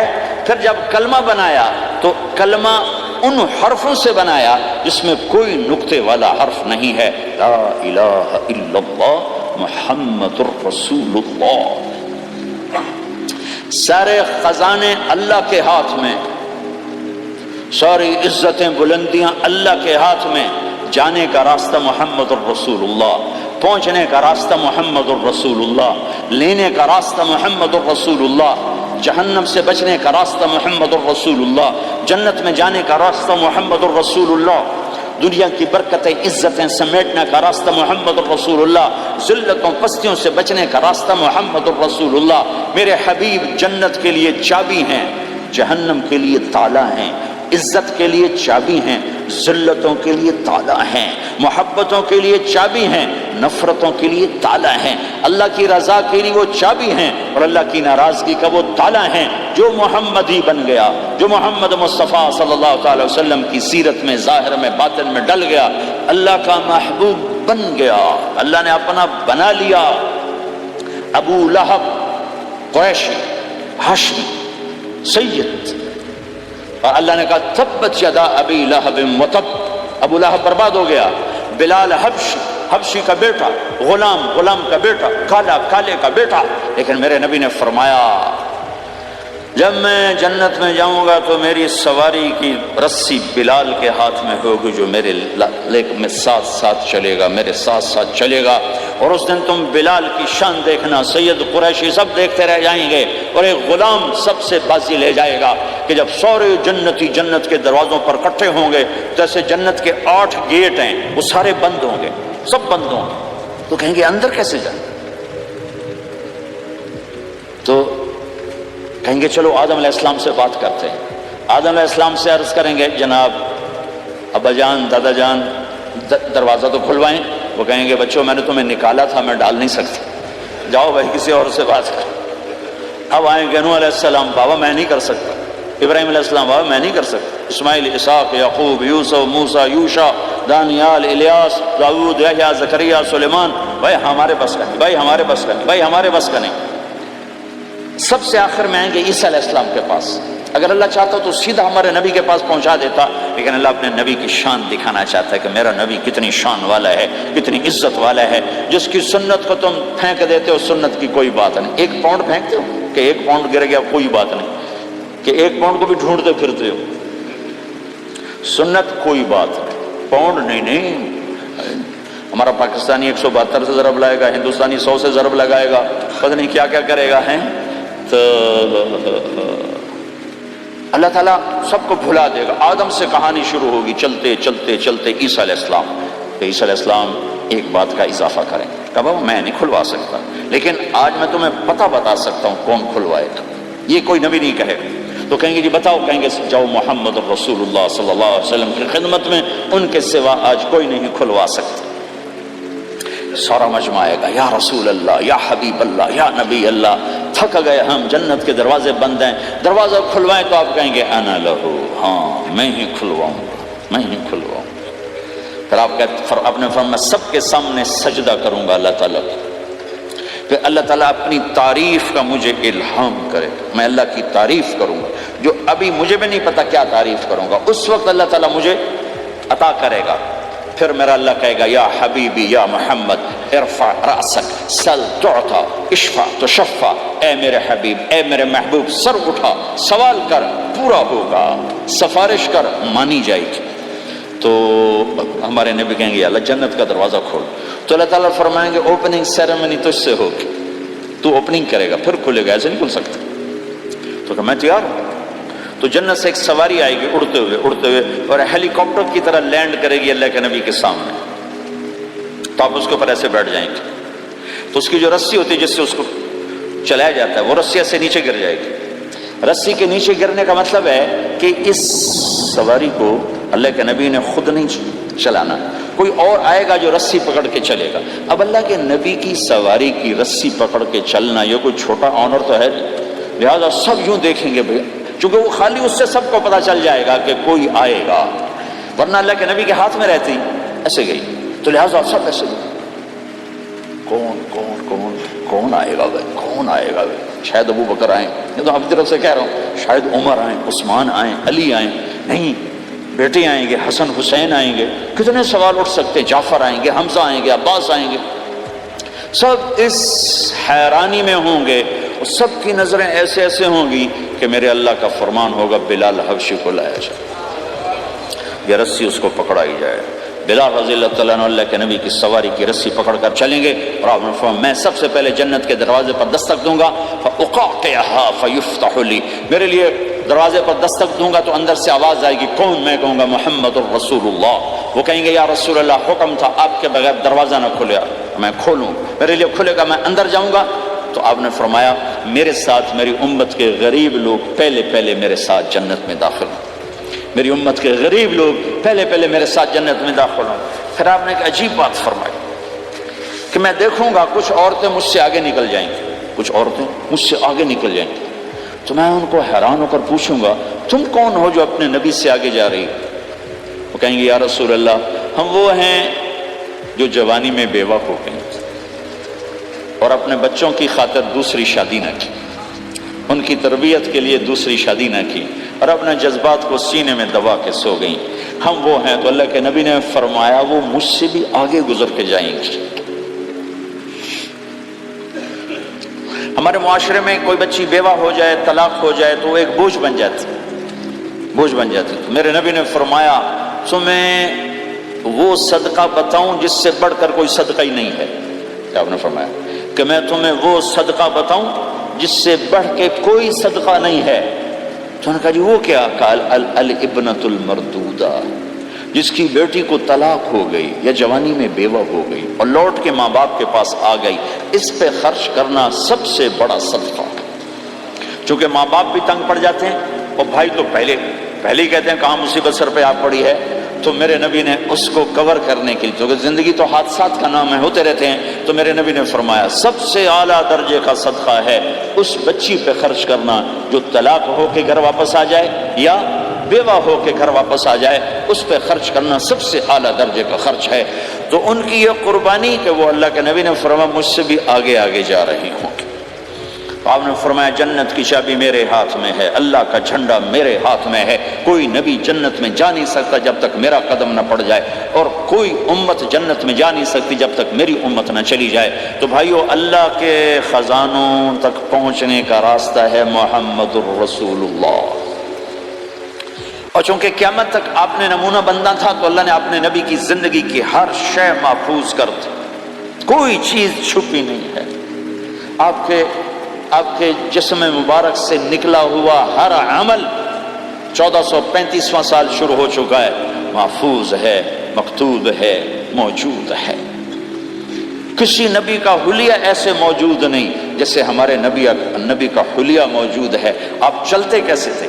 یمشی تکفین، آپ چلتے تھے کہ جیسے کوئی آدمی اوپر سے نیچے آ رہا ہو تو تھوڑا سا آگے جھک کے چلتا ہے، اور آپ چلتے تھے کہ آپ کے پاؤں کا چلنے کا فاصلہ، قدم سے قدم فاصلہ چھوٹا ہوتا تھا، اور چال میں تیزی ہوتی تھی، چال میں تیزی، فاصلہ تھوڑا، اس طرح آپ چلتے۔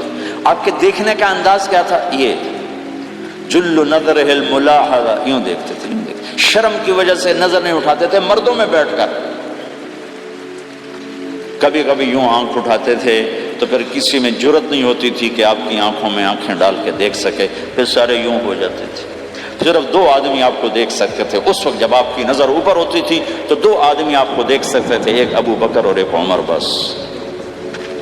آپ مسجد میں داخل ہوئے، آپ کے ادھر ابو بکر تھے، ادھر عمر تھے، سامنے مجمع تھا، آپ نے یوں ابو بکر کو پکڑا، یوں عمر کو پکڑا، یوں ان کے دونوں کے ہاتھ پکڑ کا، مجھے دیکھ رہے ہو؟ ہَكَذَا نُحْشَرُ يَوْمَ الْقِيَامَةِ، قیامت کے دن ہم تینوں یوں اٹھائے جائیں گے کہ میرے دائیں طرف ابو بکر ہوگا اور میرے بائیں طرف عمر ہوگا، اور ہم تینوں یوں اپنی قبروں سے نکلیں گے۔ زندگی کی ہر شے کیوں باقی ہے؟ یہ تو میں ادائیں چھوڑو، میرے نبی کی 9 بکریاں تھیں، 1 بکرا تھا، نبی ان کے نام اگر نہ ہوں تو کوئی ہماری شریعت میں فرق پڑتا ہے؟ لیکن میرے نبی کی بکریوں کے نام بھی ہم تک پہنچے۔ ایک کا نام تھا عجوہ، ایک کا نام تھا سقیہ، ایک کا نام تھا برکہ، ایک کا نام تھا ورثہ، ایک کا نام تھا زمزم، ایک کا نام تھا اطلال، ایک کا نام تھا اطراف، ایک کا نام تھا قمرا، غیثاء، یہ میرے نبی کی بکریوں کے نام ہیں۔ اور بکرا تھا، اس کا نام تھا یم، عجوہ سقیہ زمزم برکہ ورثہ اطلاق اطراف غیثاء قمراء، اور اس میں آپ کی بکری قمراء آپ کی زندگی میں مر گئی تھی، اتنی ڈیٹیل بھی موجود ہے۔ آپ کے دو گدھے تھے، ایک کا نام تھا عفیر، ایک کا نام تھا یعفور۔ جس دن آپ کا انتقال ہوا یعفور پورے مدینے کی گلیوں میں روتا پھر رہا تھا، وہ چیختا پھر رہا تھا، یہاں تک کہ کنویں میں چھلانگ لگائی اور مر گیا۔ آپ کی 4 اونٹنیاں تھیں، عصبہ، شہبہ، جدعا، قصوا۔ اس میں جو آپ کی اونٹنی عصبہ تھی، ادھر آپ کا انتقال ہوا اور ادھر اس نے بیٹھے بیٹھے رونا شروع کر دیا، اور چارہ بھی چھوڑ دیا، پانی بھی چھوڑ دیا، اور بیٹھے بیٹھے بھوکی پیاسی مر گئی۔ چارہ نہیں کھایا، پانی نہیں پیا۔ آپ کے 2 خچر تھے، ایک کا نام تھا دلدل، ایک کا نام تھا فضہ۔ آپ کے 2 اونٹ تھے، ایک کا نام تھا عسکر، ایک کا نام تھا ثعلب۔ گھوڑے آپ نے بہت رکھے، آئے گئے، ورت، یعصوب، یعقوب، مرتجل، لزاز، طراز، ثقب، سبحہ، ورت، یہ سجل، یہ میرے نبی کے خوبصورت عالی شان گھوڑے ہیں۔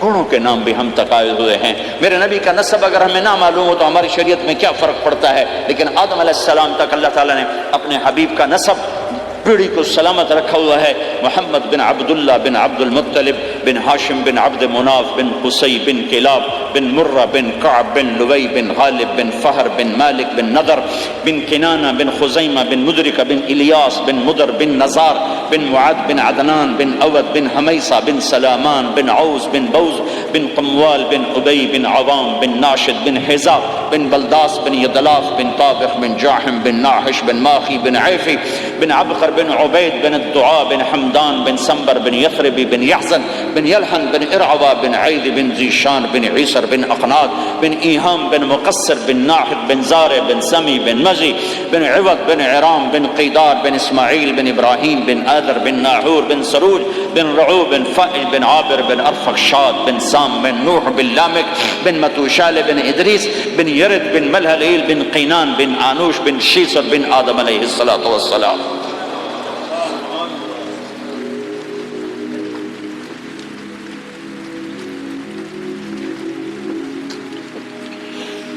اللہ کا اعلان ہے، جہاں رہو اللہ کے نبی کے طریقوں کو پکڑ کے رہو۔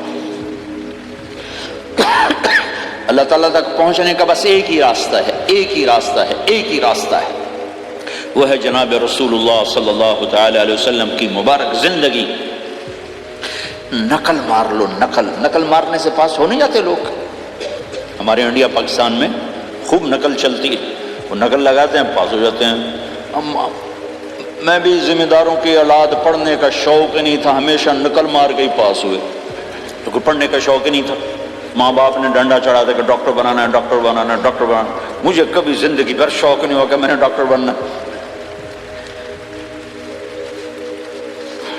بھائیو، اپنے نبی کی نقل اتار، اللہ پاس کر دے۔ اس نے ایک چنا ہے جس کو حبیب بنایا ہے، 10,000 سال کا پروسیس ہوا اور اس میں سے محمد مصطفیٰ صلی اللہ علیہ وسلم کی ہستی کو وجود ملا۔ آپ کو آنے میں اتنا زمانہ چاہیے تھا کہ اعلیٰ سے اعلیٰ چیز کے بننے میں دیر لگتی ہے، تو کائنات 10,000 سال گھومی اور تب جا کر میرے حبیب مصطفیٰ صلی اللہ تعالی علیہ وسلم کو اللہ تعالیٰ نے وجود بخشا۔ سب سے عالی نسب، سب سے عالی خاندان، سب سے عالی صفات۔ اب اللہ کے خزانوں سے لینے کا راستہ پاؤنڈ نہیں، ڈالر نہیں ہے، تجارت نہیں ہے، اللہ سے لینے کا راستہ میرے نبی کا طریقہ ہے۔ تجارت میں ہو، زراعت میں ہو، جاب میں ہو، کھیتی باڑی میں ہو، میرے نبی کا طریقہ ایک مسجد کا ہے، نماز، 5 وقت کی نماز، یہ میرے نبی کی آنکھوں کی ٹھنڈک ہے۔ 5 وقت کی نماز اس امت کی شان پہچان ہے، اور اللہ تعالیٰ نے پہلی امتوں پر اتنی بڑی مشقت ڈالی کہ ان کی نماز مسجد کے علاوہ کہیں نہیں ہوتی تھی، مسجد میں ہی ہوتی تھی۔ ہمارے لیے کتنی آسانی کر دی، جاب میں ہے، مصلی بچھا، نماز پڑھ۔ چلو مصلی بھی کوئی نہیں، زمین دیکھ، اس پر کوئی گندگی تو کوئی نہیں ہے، بس زمین بھی تیرے لیے پاک ہے، چل نماز پڑھ۔ اور آسانی کر دی، پانی کوئی نہیں ہے، کوئی بات نہیں، مٹی میں ہاتھ مار، منہ پہ مل، پھر ایک ہاتھ مار یوں کر، چل نماز پڑھ میں تیری قبول کروں گا۔ یہ کسی امت کے ساتھ یہ نہیں ہوا، انہیں وضو ہی کرنا تھا چاہے پانی 50 میل پر موجود ہو، اور ہمارے لیے پانی کوئی نہیں ہے، چلو تیمم، مٹی میں ہاتھ ہمارا یوں کیا، پھر ہاتھ ہمارا ایک یوں کیا ایک یوں کیا، چل بھائی اللہ اکبر قبول۔ عمار بن یاسر رضی اللہ تعالیٰ عنہ سفر میں تھے، ان کو نہانے کی ضرورت ہو گئی، نائٹ فال ہو گیا، تو انہوں نے سوچا کہ ویسے تو آدمی کو وضو کی ضرورت ہوتی ہے تو خالی منہ پہ ہاتھ مارا اور یوں کونیوں تک، لیکن مجھے تو غسل کی ضرورت ہے، تو خالی اس سے تو کافی نہیں ہوگا، تو انہوں نے کپڑے اتارے، اکیلے تھے، ریت کے اوپر کبھی یوں لیٹے کبھی یوں لیٹے کبھی یوں لیٹے، 3-4 دفعہ یوں اور یوں رول ہوتے ہوتے پھر انہوں نے نماز پڑھی۔ آئے اللہ کے نبی کی بارگاہ میں، یا رسول اللہ مجھے رات کو نہانے کی ضرورت پڑ گئی، تو میں نے کہا وضو کے لیے تو خالی یہ 2 دفعہ کرنا کافی ہے، تو یہ تو نہانا تھا، تو میں تو ریت میں خوب رول ہوتا رہا۔ میرے نبی نے انما یکفیک ضربتان، ارے سیدھے بندے عمار، اس کے لیے بھی اتنا ہی کافی تھا کہ تو یوں کرتا اور یوں کرتا اور تو پاک ہو جاتا۔ اللہ نے اس نبی کے طفیل، اس محبوب مصطفیٰ صلی اللہ علیہ وسلم کے طفیل، اللہ نے کیا کیا سہولتیں اور آسانیاں ہمیں عطا فرمائیں۔ پھر نماز 4 کی 2 رکعت کر دی، تم مسافر ہو 2 پڑھو، روزے میں سفر میں روزہ معاف کر دیا، بعد میں رکھ لینا، بعد میں رکھ لینا، قضا کرنے کا حکم، بالکل چھوڑنے کا نہیں، اور کہا کہ بھائی مریض ہو چھوڑ دو، مسافر ہو چھوڑ دو، اور نماز 2 رکعت کر دو، سنتیں چھوڑ دو۔ ابن عمر رضی اللہ تعالیٰ عنہ بیٹھے تھے تو انہوں نے 2 رکعت پڑھ کے بیٹھ گئے، تو ان کے خادم نے کہا سنتیں نفل نہیں پڑھو گے؟ کہا اگر پڑھنا تو 4 فرض پڑھتا میں، میرے اللہ نے معافی دے دی تو میں کیوں پڑھوں؟ میرے نبی نے سفر میں سنتیں نہیں پڑھی کبھی، اپنی امت کو سہولت دینے، فجر کی سنتیں 2 پڑھتے تھے، اس کے علاوہ سنتیں نہیں پڑھی تاکہ میری امت کو سہولت ہو، آسانی ہو۔ ایک دفعہ بارش ہو رہی تھی اور کوئی جگہ نہیں تھی نماز پڑھنے کے لیے، تو آپ نے اپنی اونٹنی کو آگے کیا اور اس پر بیٹھ گئے، بیٹھے ہی تھے، پیچھے صحابہ نے اونٹنیوں پر ہی صفیں بنائیں، اور یہ نماز اونٹنی پہ بیٹھ کر ادا کی گئی بارش کے اندر۔ نماز اونٹنی کے اوپر نماز بھی ہو گئی، رکوع بھی ہو گیا، سجدہ بھی ہو گیا، سلام بھی ہو گیا۔ پہلی امتوں کے لیے نہیں تھا، سجدہ ہی کرنا پڑے گا۔ یہ اللہ کے محبوب مصطفیٰ صلی اللہ تعالی علیہ وسلم کی طفیل، میرے اللہ نے ہم پہ فضل و احسان کیا، تو میرے نبی کی زندگی میں عبادات میں نماز سب سے اعلیٰ نظر آتی ہے، سب سے نمایاں نظر آتی ہے۔ اور پھر بازار میں، گھر میں، دفتر میں، ماحول میں میرے نبی کے اخلاق، یہ زندگی کا دوسرا روشن پہلو ہے۔ میرے نبی کی ساری زندگی 2 لفظوں میں آتی ہے، عبادت اخلاق، عبادت اخلاق، یا تو اور لفظ حقوق اللہ حقوق العباد، حقوق اللہ حقوق العباد۔ حقوق اللہ میں نماز سب سے اعلیٰ، اور حقوق العباد میں لوگوں کی برداشت کرنا، لوگوں سے درگزر کرنا، معاف کرنا، جھوٹ سے بچنا، دھوکے سے بچنا۔ میرے نبی سے پوچھا گیا یا رسول اللہ مسلمان کنجوس ہو سکتا ہے؟ ہم نے کہا ہو سکتا ہے۔ یا رسول اللہ مسلمان کمزور ہو سکتا ہے، بزدل ہو سکتا ہے، ڈرپوک ہو سکتا ہے؟ ہم نے کہا ہو سکتا ہے۔ یا رسول اللہ مسلمان جھوٹ بول سکتا ہے؟ ہم نے کہا نہیں، جھوٹ نہیں بول سکتا، جھوٹ نہیں بول سکتا۔ ہے میرے نبی نے فرمایا میرا امتی ہر گناہ کر سکتا ہے پر ایک جھوٹ نہیں بولے گا، ایک دھوکہ نہیں دے گا، لیکن پوری دنیا میں سب سے زیادہ جھوٹ بولنے والا اور دھوکہ دینے والا وہ اس امت کا فرد بن چکا ہے۔ سب سے زیادہ دھوکہ دینے والے ہم بن گئے، سب سے زیادہ جھوٹ بولنے والے ہم بن گئے۔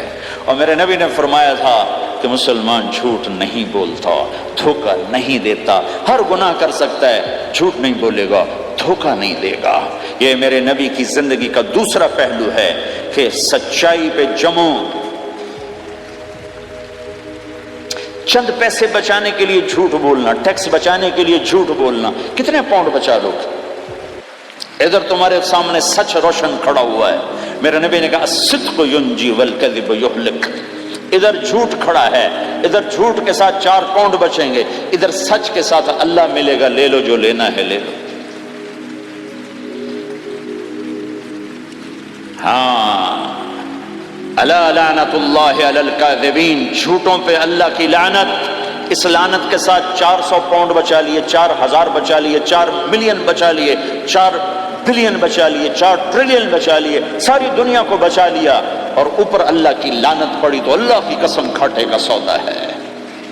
اور سچے ہو گئے، سچ بولا، یہ میں 100 پاؤنڈ کماتا ہوں، لے لو جو لینا ہے اس میں سے، یہ میں 1000 پاؤنڈ کماتا ہوں، لے لو جو لینا ہے، یہ میں 50,000 پاؤنڈ کماتا ہوں، لے لو جو لینا ہے، کہ مسلمان کی زبان سے جھوٹ نہیں نکلتا، سچ ہی بولتا ہے۔ آپ تشریف لے جا رہے ہیں، ایک آواز ہے یا رسول اللہ، آپ نے یوں دیکھا، کوئی نظر نہیں آیا، پھر آواز ہے یا رسول اللہ، تو آپ نے دیکھا کہ ہرنی ڈیر چھوٹی وہ کھڑی ہوئی رسی میں بندھی، تو آپ نے کہا کیا ہوا؟ کہا جی آپ کا صحابی مجھے پکڑ کے لایا ہے، میرے چھوٹے چھوٹے بچے بھوک سے رو رہے ہوں گے، آپ مجھے چھوڑ دیں، میں بچوں کو دودھ پلا کے واپس آ جاتا، مجھے پتا ہے میرے اللہ کی تقدیر میرے بارے میں کیا ہے۔ تو آپ نے کہا اگر تو واپس نہ آئی تو پھر؟ تو اس نے کہا مجھے اللہ جہنم میں ڈال دے۔ آپ نے اس کی رسی کھول دی، خود وہیں بیٹھ گئے، اس نے دوڑ لگائی اور پہاڑوں میں گم ہو گئی۔ تھوڑی دیر کے بعد وہ دوڑتی ہوئی آئی اور آ کے سر یا رسول اللہ میں حاضر ہو گیا۔ تو آپ نے اس کو باندھ کے وہیں آپ بیٹھ گئے نہیں۔ دیر کے بعد وہ صحابی آئے جنہوں نے اس کو شکار کیا تھا، پکڑا تھا، تو کہنے لگے، ان کا یا رسول اللہ آپ یہاں کیسے؟ کہ میں ایک درخواست لے کر آیا ہوں۔ کہ کیا؟ کہ یہ ہرنی مجھے ہدیہ کر دو۔ کہ یا رسول اللہ سب کچھ آپ کا ہے، کہ بس یہ ہدیہ کر دو۔ یا رسول اللہ حاضر۔ تو آپ نے اس کو لے کر رسی اس کی گردن سے نکالی کہ جا بچی اپنے بچوں کے پاس جا کے خوشی منا، سچ نجات دیتا ہے اور جھوٹ ہلاک کرتا ہے۔ ایک ہرنی جان کی بازی کھیل گئی سچ بولنے کے لیے، تم چند پونڈوں پہ جھوٹ بولتے ہو، ایمان کو برباد کر کے رکھ دیتے ہو۔ مسلمان جھوٹ نہیں بولتا، مسلمان دھوکہ نہیں دیتا، مسلمان کی زبان سے سخت بول نہیں نکلتا، کسی کو بے عزت نہیں کرتا، کسی کو کی بے اکرامی نہیں کرتا، کسی کا دل نہیں توڑتا، کسی کو ذلیل نہیں کرتا، خود سہتا ہے، اوروں کو خوشیاں دیتا ہے، خود دکھ سہتا ہے، اوروں کو راحت دیتا ہے، خود تکلیف سہتا ہے۔ یہ میرے نبی کے اخلاق ہیں، یہ میرے نبی کی زندگی ہے، اور یہ اسلام کا سب سے بڑا چیپٹر ہے اور سب سے مشکل چیپٹر ہے۔ جب میرے نبی نے لمبی نمازیں پڑھی تو اللہ نے روک دیا کہ میرے حبیب ما انزلنا علیک القرآن لتشقى، اتنی لمبی نماز نہ پڑھ کے تو تھک جائے۔ میرے نبی نے تبلیغ میں زور دکھایا تو اللہ نے روک دیا، فلتذهب نفسك علیہم حسرات، میرے نبی اتنا غم نہ کر کے آپ خود ہی آہیں بھرتے بھرتے آپ مر جائیں۔ میرے نبی نے مال سارا خرچ کیا، اللہ نے اس سے بھی روک دیا، ولا تبسطها كل البسط فتقعد ملوما محسورا، اتنا خرچ نہ کریں کہ آپ خود پھر دکھی ہو کے بیٹھ جائیں۔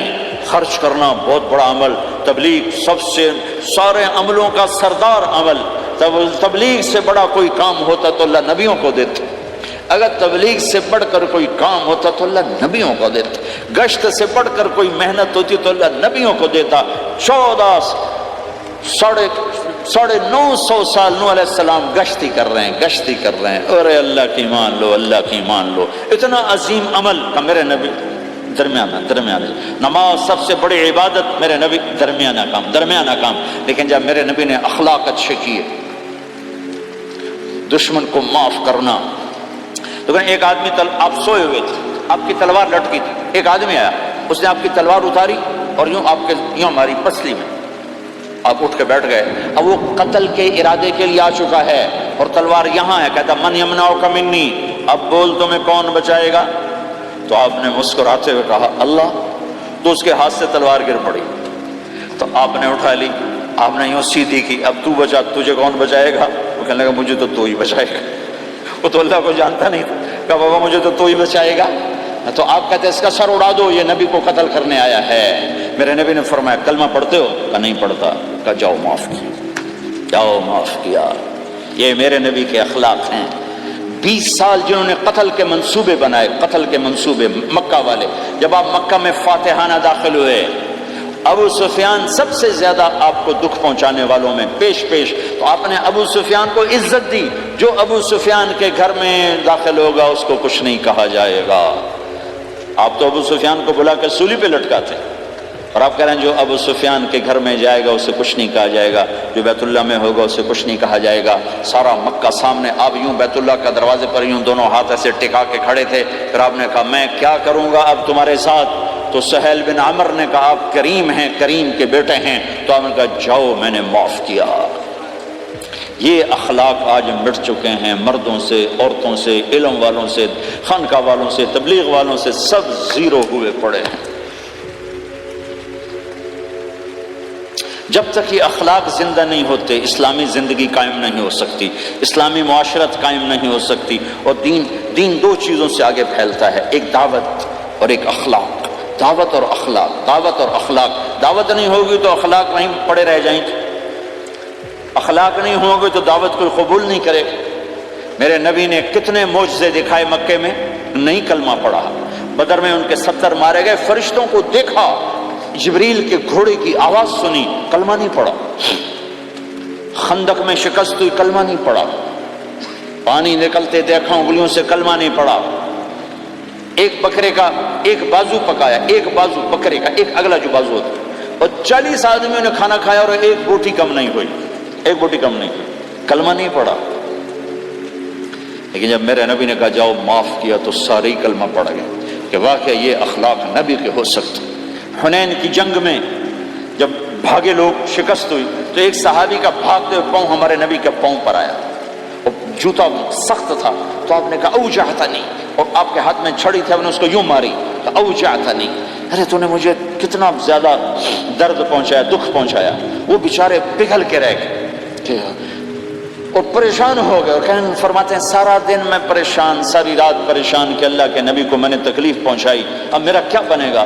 اگلا دن ہوا تو اعلان ہو رہا تھا بھائی جس کا پاؤں نبی کے پاؤں پہ آیا تھا اس کو اللہ کے نبی بلا رہے ہیں۔ تو صحابی کہنے لگے میں نے سمجھا بس اب میری تو دنیا بھی گئی اور آخرت بھی گئی، اب میرے اوپر کیس بنے گا اور مجھے ڈانٹ ٹپٹ بھی ہوگی، میرا کتنا بڑا گھاٹا نقصان ہوگا۔ یہ حاضر ہوئے ڈرتے ڈرتے، تو آپ نے فرمایا میرے بھائی کل میں نے تمہیں چھڑی ماری تھی، وہ مجھے معاف کر دینا، اور یہ 80 اونٹ تمہیں ہدیہ دیتا ہوں، 80 کیملز یعنی 80 پراڈو، 80 رینج روور کا یہ میری طرف سے تمہیں ہدیہ ہے۔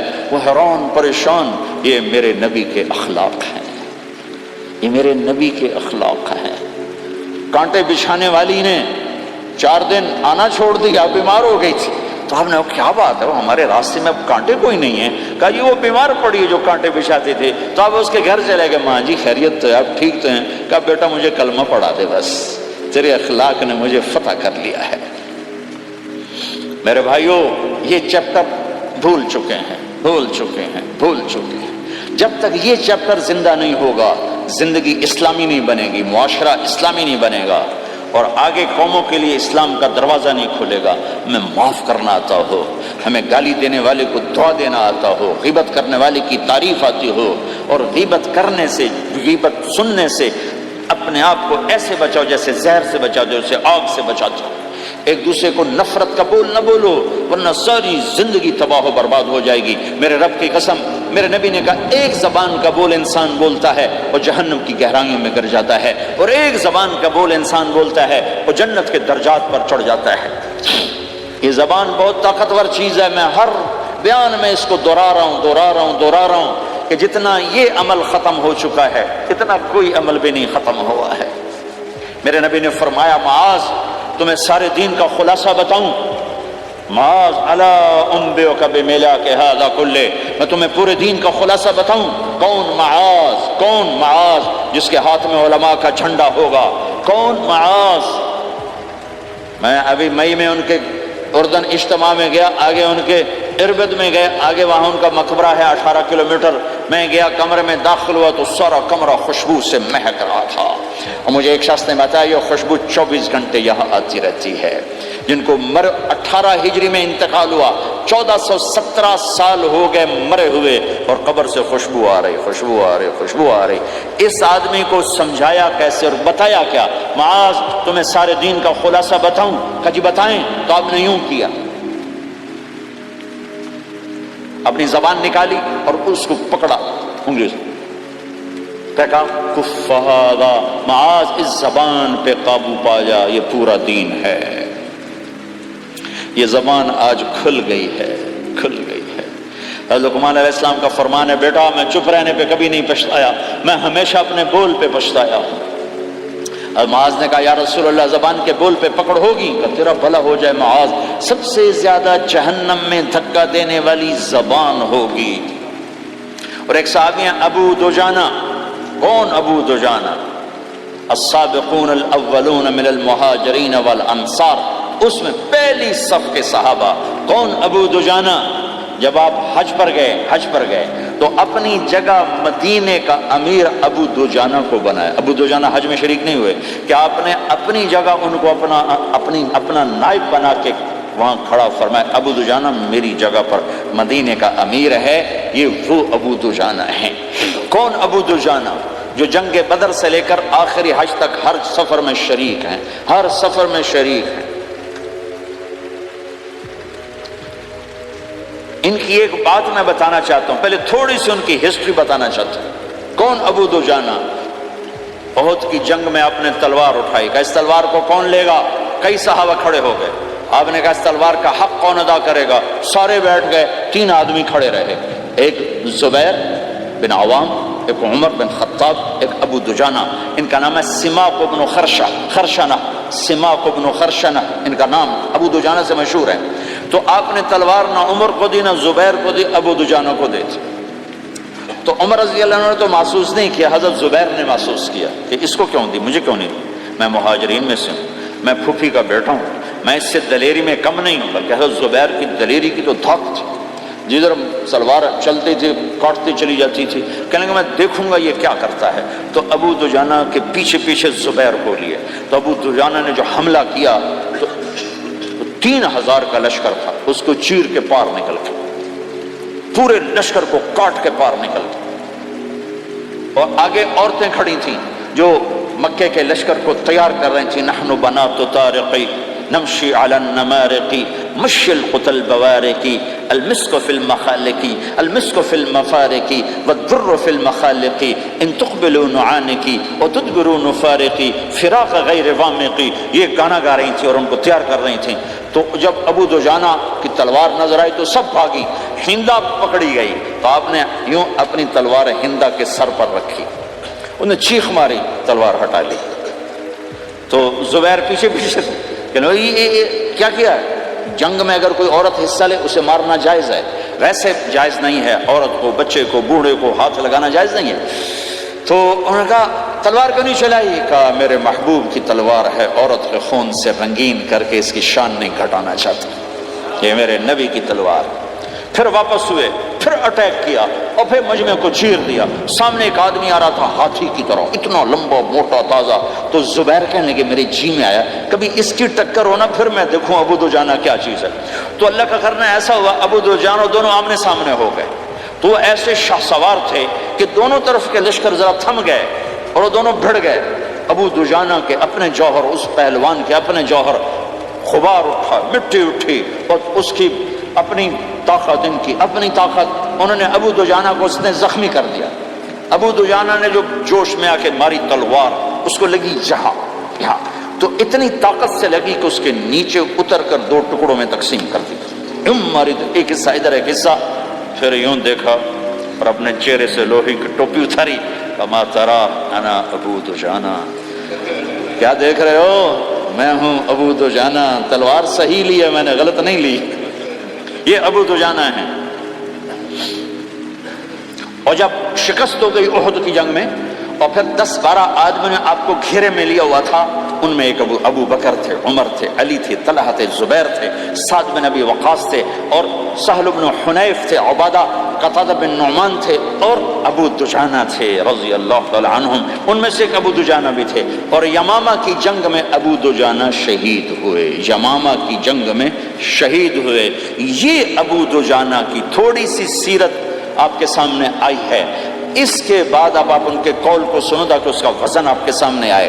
یہ بدر کے شریک ہیں. اللہ کے نبی نے کہا بدر کا صحابی جو مرضی کرے بخشا گیا.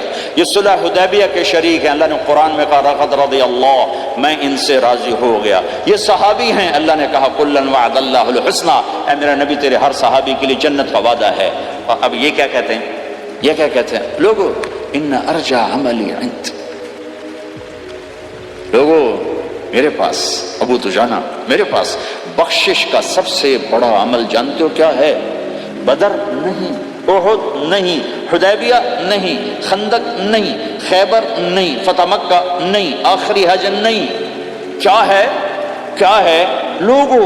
ان ارجع عملی عندی، میرے پاس آخرت میں بخشش کا سب سے بڑا عمل بس ایک ہے کہ ما آذیت احدا بلسانی، میں نے اپنی زبان سے کبھی کسی کو دکھ نہیں پہنچایا، ولا اجد فی قلبی غلا لاحد، اور میرے دل میں کسی کے لیے بغض کوئی نہیں ہے، بس یہ میری بخشش کا عمل ہے۔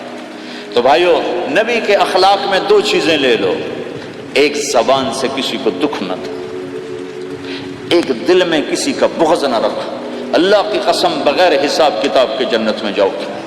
بڑے بڑے جنید بغدادی اور بڑے بڑے معرفت والے تمہیں دیکھتے رہ جائیں گے، تمہاری رفتار اتنی تیز ہوگی کہ تمہیں وہی پکڑ سکے گا جس کا یہ دو عمل تم سے زیادہ اچھا ہوگا۔ جس روڈ پہ رش ہوتا آپ وہاں سے گاڑی ہٹا لیتے ہو، ادھر نہیں ادھر رش ہے، وہ سائن وغیرہ آپ کو آ جاتے ہیں کہ بھائی ادھر بلاک ہے، ادھر نہیں جانا، ادھر جانا ہے۔ تو جہاں روڈ پہ رش ہوتا ہے تو قیمتی سے قیمتی گاڑی کی رفتار بھی آہستہ ہو جاتی ہے، اور جہاں روڈ خالی ہوتا ہے تو پرانی گاڑی بھی بھاگے جا رہی ہوتی ہے۔ ہمارے یہاں پرانی گاڑی ہوتی ہے نا، پرانی بسوں کے پیچھے لکھا ہوتا ہے نہ انجن کی خوبی نہ ڈرائیور کا کمال، خدا کے سہارے چلی جا رہی ہے۔ اور جس کے پاس ایسی گاڑی ہو، نہ انجن کی خوبی نہ ڈرائیور کا کمال، تو اگر اس کو روڈ خالی مل جائے تو وہ تو مرسیڈیز والے سے پہلے پہنچے گا، رینج روور والے سے پہلے پہنچے گا، بینٹلی والے سے پہلے پہنچے گا، رولز رائس والے سے پہلے پہنچے گا، جو وہ تو پھنسی کھڑی ہے اور اس کا روڈ ہی خالی ہے۔ تو میرے بھائیو، یہ میں ایک مثال دیتا ہوں، عبادات کی روڈ پہ بہت رش ہے، نمازی بے شمار ہیں، روزے دار بے شمار ہیں، عمرے والے بے شمار ہیں، حج والے بے شمار ہیں، اور تہجد گزار بے شمار ہیں، علماء بے شمار ہیں، حافظ بے شمار ہیں، ذکر والے بے شمار ہیں، بہت رش ہے، تبلیغ والے بے شمار ہیں، لیکن جو اخلاق والا روڈ ہے نا، یہ خالی پڑا ہے۔ اس پہ موٹر زوکی پہ چڑھ کے آ جاؤ تو سب سے آگے نکل جاؤ، سائیکل پہ چڑھ کے آ جاؤ تو سب سے آگے نکل جاؤ، کہ روڈ ہی خالی ہے۔ اخلاق کا روڈ خالی ہے۔ غصے کو پینا، دکھ دینے والے کے سامنے، درد دینے والے کو خوشیاں دینا، گالی دینے والے کو دعا دینا، کرو تو صحیح۔ میرے رب کی قسم، اس میں وہ لذت ہے کہ ساری دنیا کی لذتیں تمہیں بھول جائیں گی اگر یہ لذت تمہیں مل گئی۔ پی جا ایام کی تلخی کو بھی ہنس کے ناصر، غم کے سہنے میں بھی قدرت نے مزہ رکھا ہے۔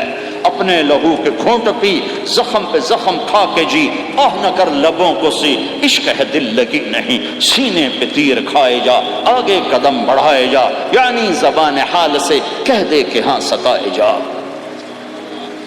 آج اخلاق کوئی نہیں ہے، میں تو روتا پھرتا ہوں۔ تبلیغ میں نکلو نکلو نکلو، خانقاہوں میں ذکر اور مدرسوں میں فقہ، کوئی تو اس سبق کو بھی، یا اور بھی دکھ ہیں زمانے میں محبت کے سوا، راحتیں اور بھی ہیں وصل کی راحت کے سوا۔ جس دن امت کے اخلاق زندہ ہوئے، آپ اسلام کی بہار دیکھو گے۔ اگر اپنے گھر میں خوشیاں لانا چاہتے ہو تو اللہ کی قسم بڑے گھر سے نہیں آئے گی، کوئی 5 لاکھ پاؤنڈ کی گاڑی سے خوشی نہیں آئے گی، کوئی بہت بڑا عالی شان بنگلہ بنانے سے خوشی نہیں آئے گی، تمہارے اخلاق سے گھر میں خوشی آئے گی۔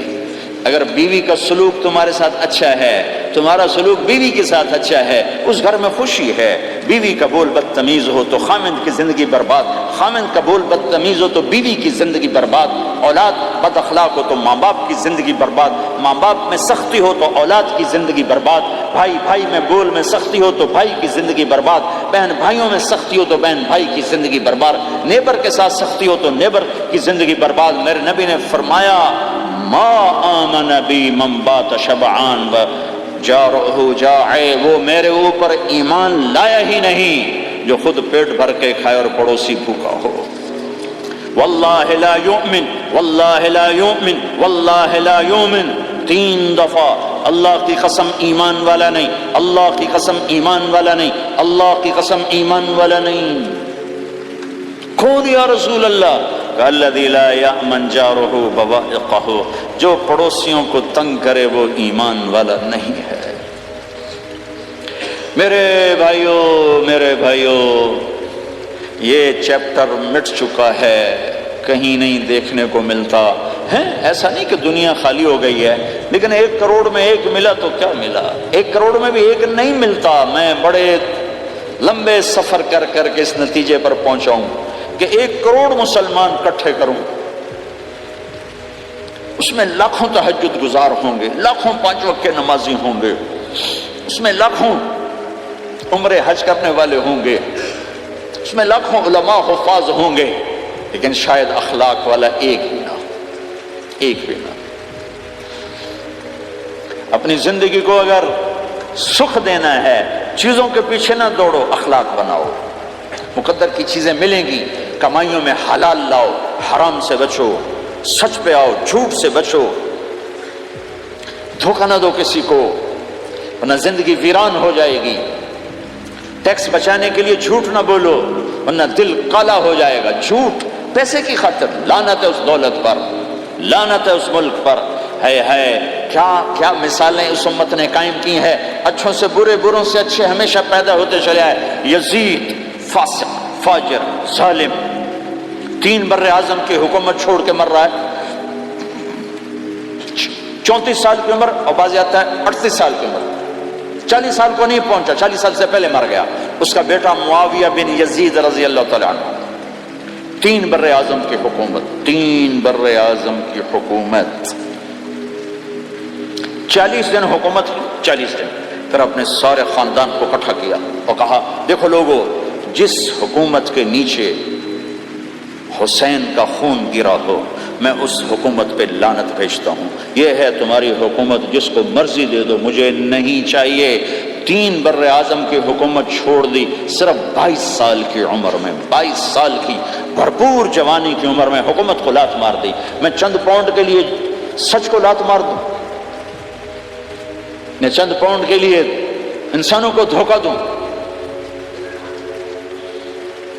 تو بھائیو سچ کے عادی بنو۔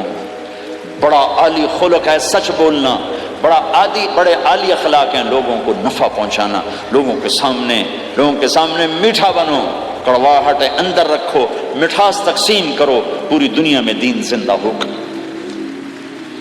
اس نقل و حرکت، یہ دعوت کی نقل و حرکت، میں بولٹن میں آج سے 31 سال پہلے بھی آیا تھا، 20 آدمی نہیں اکٹھے کر سکے تھے ہم، سارے دن کے گشتوں کے بعد۔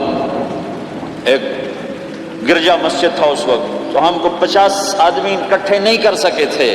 آیا ہزاروں کا مجمع ہے، اس کے پیچھے پتہ نہیں کتنی محنتیں ہوئی ہیں، تب جا کر یہ رنگ بنا ہے، اس لیے کہ شکل بنی ہے، اس میں رنگ بھرنے کی ضرورت ہے، اور وہ ہے میرے نبی کے اخلاق، میرے نبی کی مبارک زندگی، جس میں درگزر، جس میں معاف کرنا، جس میں میٹھا بول، جس میں چھوٹا بن جانا اور دوسرے کو بڑا بنانا، جس میں سچ بولنا، جس میں دھوکے سے بچنا، یہ مسلمان کی شان ہے۔ تو ہمارے تو نوجوان یہاں کی لڑکیوں کو دھوکہ دیتے ہیں، پیپر بنانے کے لیے یہاں کی لڑکیوں سے شادی کرتے ہیں، ان کی زندگیاں برباد کر دیتے ہیں، اپنا ایمان خراب کرتے ہیں، ان کی زندگی خراب کرتے ہیں۔ مسلمان ہی دھوکے باز بن جائے تو لوگوں کو راہبری کون دے، راہبر کون بنے گا؟ تو میرے بھائیو، اللہ اس کے رسول کو ڈھونڈنے کے لیے یہ تبلیغ کی محنت ہے، در در پھرو، اور یہ 2 باتیں بن جائیں، ایک ہماری عبادات ٹھیک ہو جائے، ایک ہمارے اخلاق ٹھیک ہو جائے۔ اس کو لے کر جب ہم پھریں گے تو اللہ کے فضل سے ایک لہر چلے گی جو دنیا کے ہر آخری کونے تک پہنچے گی، ہر گھر کو اللہ تعالیٰ توحید کے نور سے روشن کر دے گا۔ اس کے لیے ہم وقت مانگتے ہیں کہ یہ ایک زندگی ہے جو میرے 1.25 گھنٹے کی تقریر سے 1.5 گھنٹے کی تقریر سے قابو میں نہیں آئے گی، اس کو سیکھنے کے لیے وقت مانگتے ہیں۔ نکلو میرے بھائیو، اور آج تک جو اللہ پاک کے ساتھ، اللہ کے رسول کے ساتھ کوئی جنگ کی، اس سے صلح کر لو، کسی سے لڑے ہوئے ہو فوراً صلح کر لو، اس کو بھی منا لو، اس سے بھی مان جاؤ، کسی سے روٹھے نہ رہو، کسی سے قطع تعلق نہ کرو، سب سے سلام کرو، دل کو صاف رکھو۔ ابو دجانہ جیسی ہستی فرماتے ہیں کہ میری بخشش کا عمل یہ ہے کہ زبان سے دکھ نہیں دیا، دل میں بغض کوئی نہیں، اور وہ کہتے ہیں میرا سب سے بڑا عمل ہے۔ یہ اپنے نبی کے اخلاق میں 2 باتیں لے لیں، اس زبان سے کسی کو دکھ نہ پہنچے، دل میں کتنا ہی لوگ ستائیں، بغض نہ رکھو، صاف کرو، دھو دو، اور فرائض میں نماز چھوٹے نہیں، تو پھر اس کو لے کر یہ امت پھرے، چونکہ اس امت کا کام بیٹھنا نہیں ہے۔ اس امت کا اجتماعی جرم ہے کہ انہوں نے اللہ کے دین کے لیے پھرنا چھوڑ دیا۔ اس امت کی اجتماعی خطا ہے کہ انہوں نے اللہ کے پیغام کو آگے پہنچانا اس کو اپنا کام نہ سمجھا، اس کے لیے پھرنا چھوڑ دیا، تو اپنے بھی ہاتھوں سے نکل گئے، پرائے تو پہلے ہی پرائے تھے۔ تو میرے بھائیو، اس کے لیے نیت کرو، ارادے کرو۔ جو بھائی یہ تیار ہوں 1 دسمبر کے آخر تک، تو وہ کھڑے ہو کر ذرا اپنے ناموں کا اظہار فرما دیں۔ اور یہ جو چھٹیاں آ رہی، یہ ساری چھٹیاں لگانے کے لیے جو نوجوان تیار ہوں، وہ بھی کھڑے ہو کے اپنی شکلیں زیارت کروا دیں، اللہ بھی راضی ہو جائے، اللہ کا نبی بھی راضی ہو جائے۔ جلدی سے کھڑے ہو کر بتا دیں۔ فرمائیں جی۔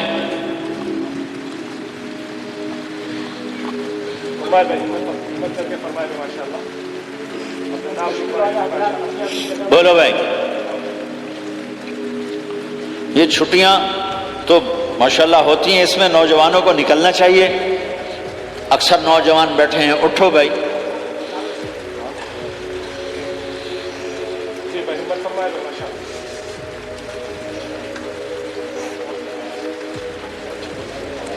جلدی فرمائے بھائی، جلدی فرمائے۔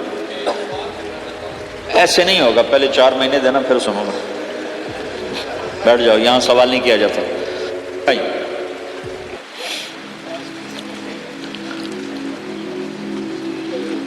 جلدی سے بتائیں بھائی، جلدی سے بتائیں بھائی۔ ان چھٹیوں میں کون نکلے گا اللہ کے راستے میں؟ ان چھٹیوں میں جو نوجوان تیار ہوں کھڑے ہو جائیں۔ ان چھٹیوں میں جو تیار ہیں چھٹیاں لگانے کے، وہ کھڑے ہو جائیں۔ چھٹیاں اللہ کے راستے میں۔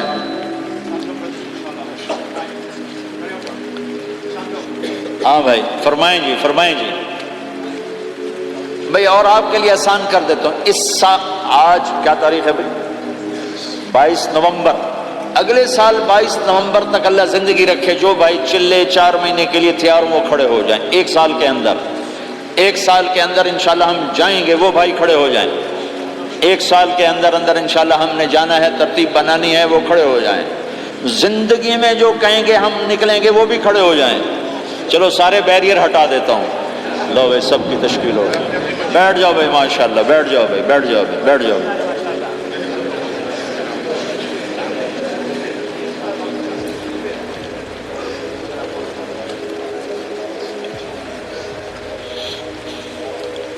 ہاں بھائی بیٹھ جائیں، میں دعا کرتے ہیں۔ دعا سے پہلے تھوڑی سی بات کرنا چاہتا ہوں، سن لیں پھر انشاءاللہ دعا کرتے ہیں۔ مسلمان کی زندگی چلتے پھرتے دعوت ہے، مسلمان کی زندگی چلتی پھرتی دعوت ہے۔ اگر اسلام ہماری زندگی میں ہو، عبادات ایسی چیزیں جو نظر نہیں آتی، اخلاق ایسے چیزیں جو چھپ نہیں سکتی۔ اخلاق ایک ایسی صفت ہے جس کو آپ چھپا نہیں سکتے، بد اخلاقی ایسی برائی ہے جس کو آپ چھپا نہیں سکتے۔ شراب تو چھپ سکتی ہے، اندر کمرے میں بیٹھ کے پی لے۔ روزہ چھپ سکتا ہے، نہیں رکھا کسی کو کیا خبر۔ نماز بھی چھپ جاتی، نہیں خبر پڑھی ہے کہ نہیں پڑھی۔ لیکن برے اخلاق بھی نہیں چھپتے اور اچھے اخلاق بھی نہیں چھپتے۔ ایک اچھے اخلاق خوشبو کی طرح مہکتے ہیں اور برے اخلاق گندگی کی طرح بدبو چھوڑتے ہیں۔ ہمارا معاشرہ اسلامی اس وقت بنے گا جب ہمارے اخلاق عالی ہوں گے۔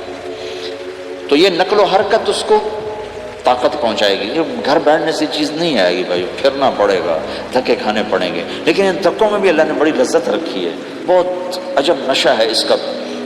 جنید جمشید مجھے پہلی دفعہ ملا 97، جب وہ بہت بڑا اس وقت تھا، وہ لیجنڈ گلوکار۔ تو اس نے مجھ سے کہا کہ مولانا جس گلیمر کو پاکستانی نوجوان خوابوں میں دیکھتے ہیں، وہ گلیمر مجھے فزیکلی حاصل ہے، لیکن میرے اندر اندھیرا ہے، روشنی نہیں، خالی ہے۔ کیوں؟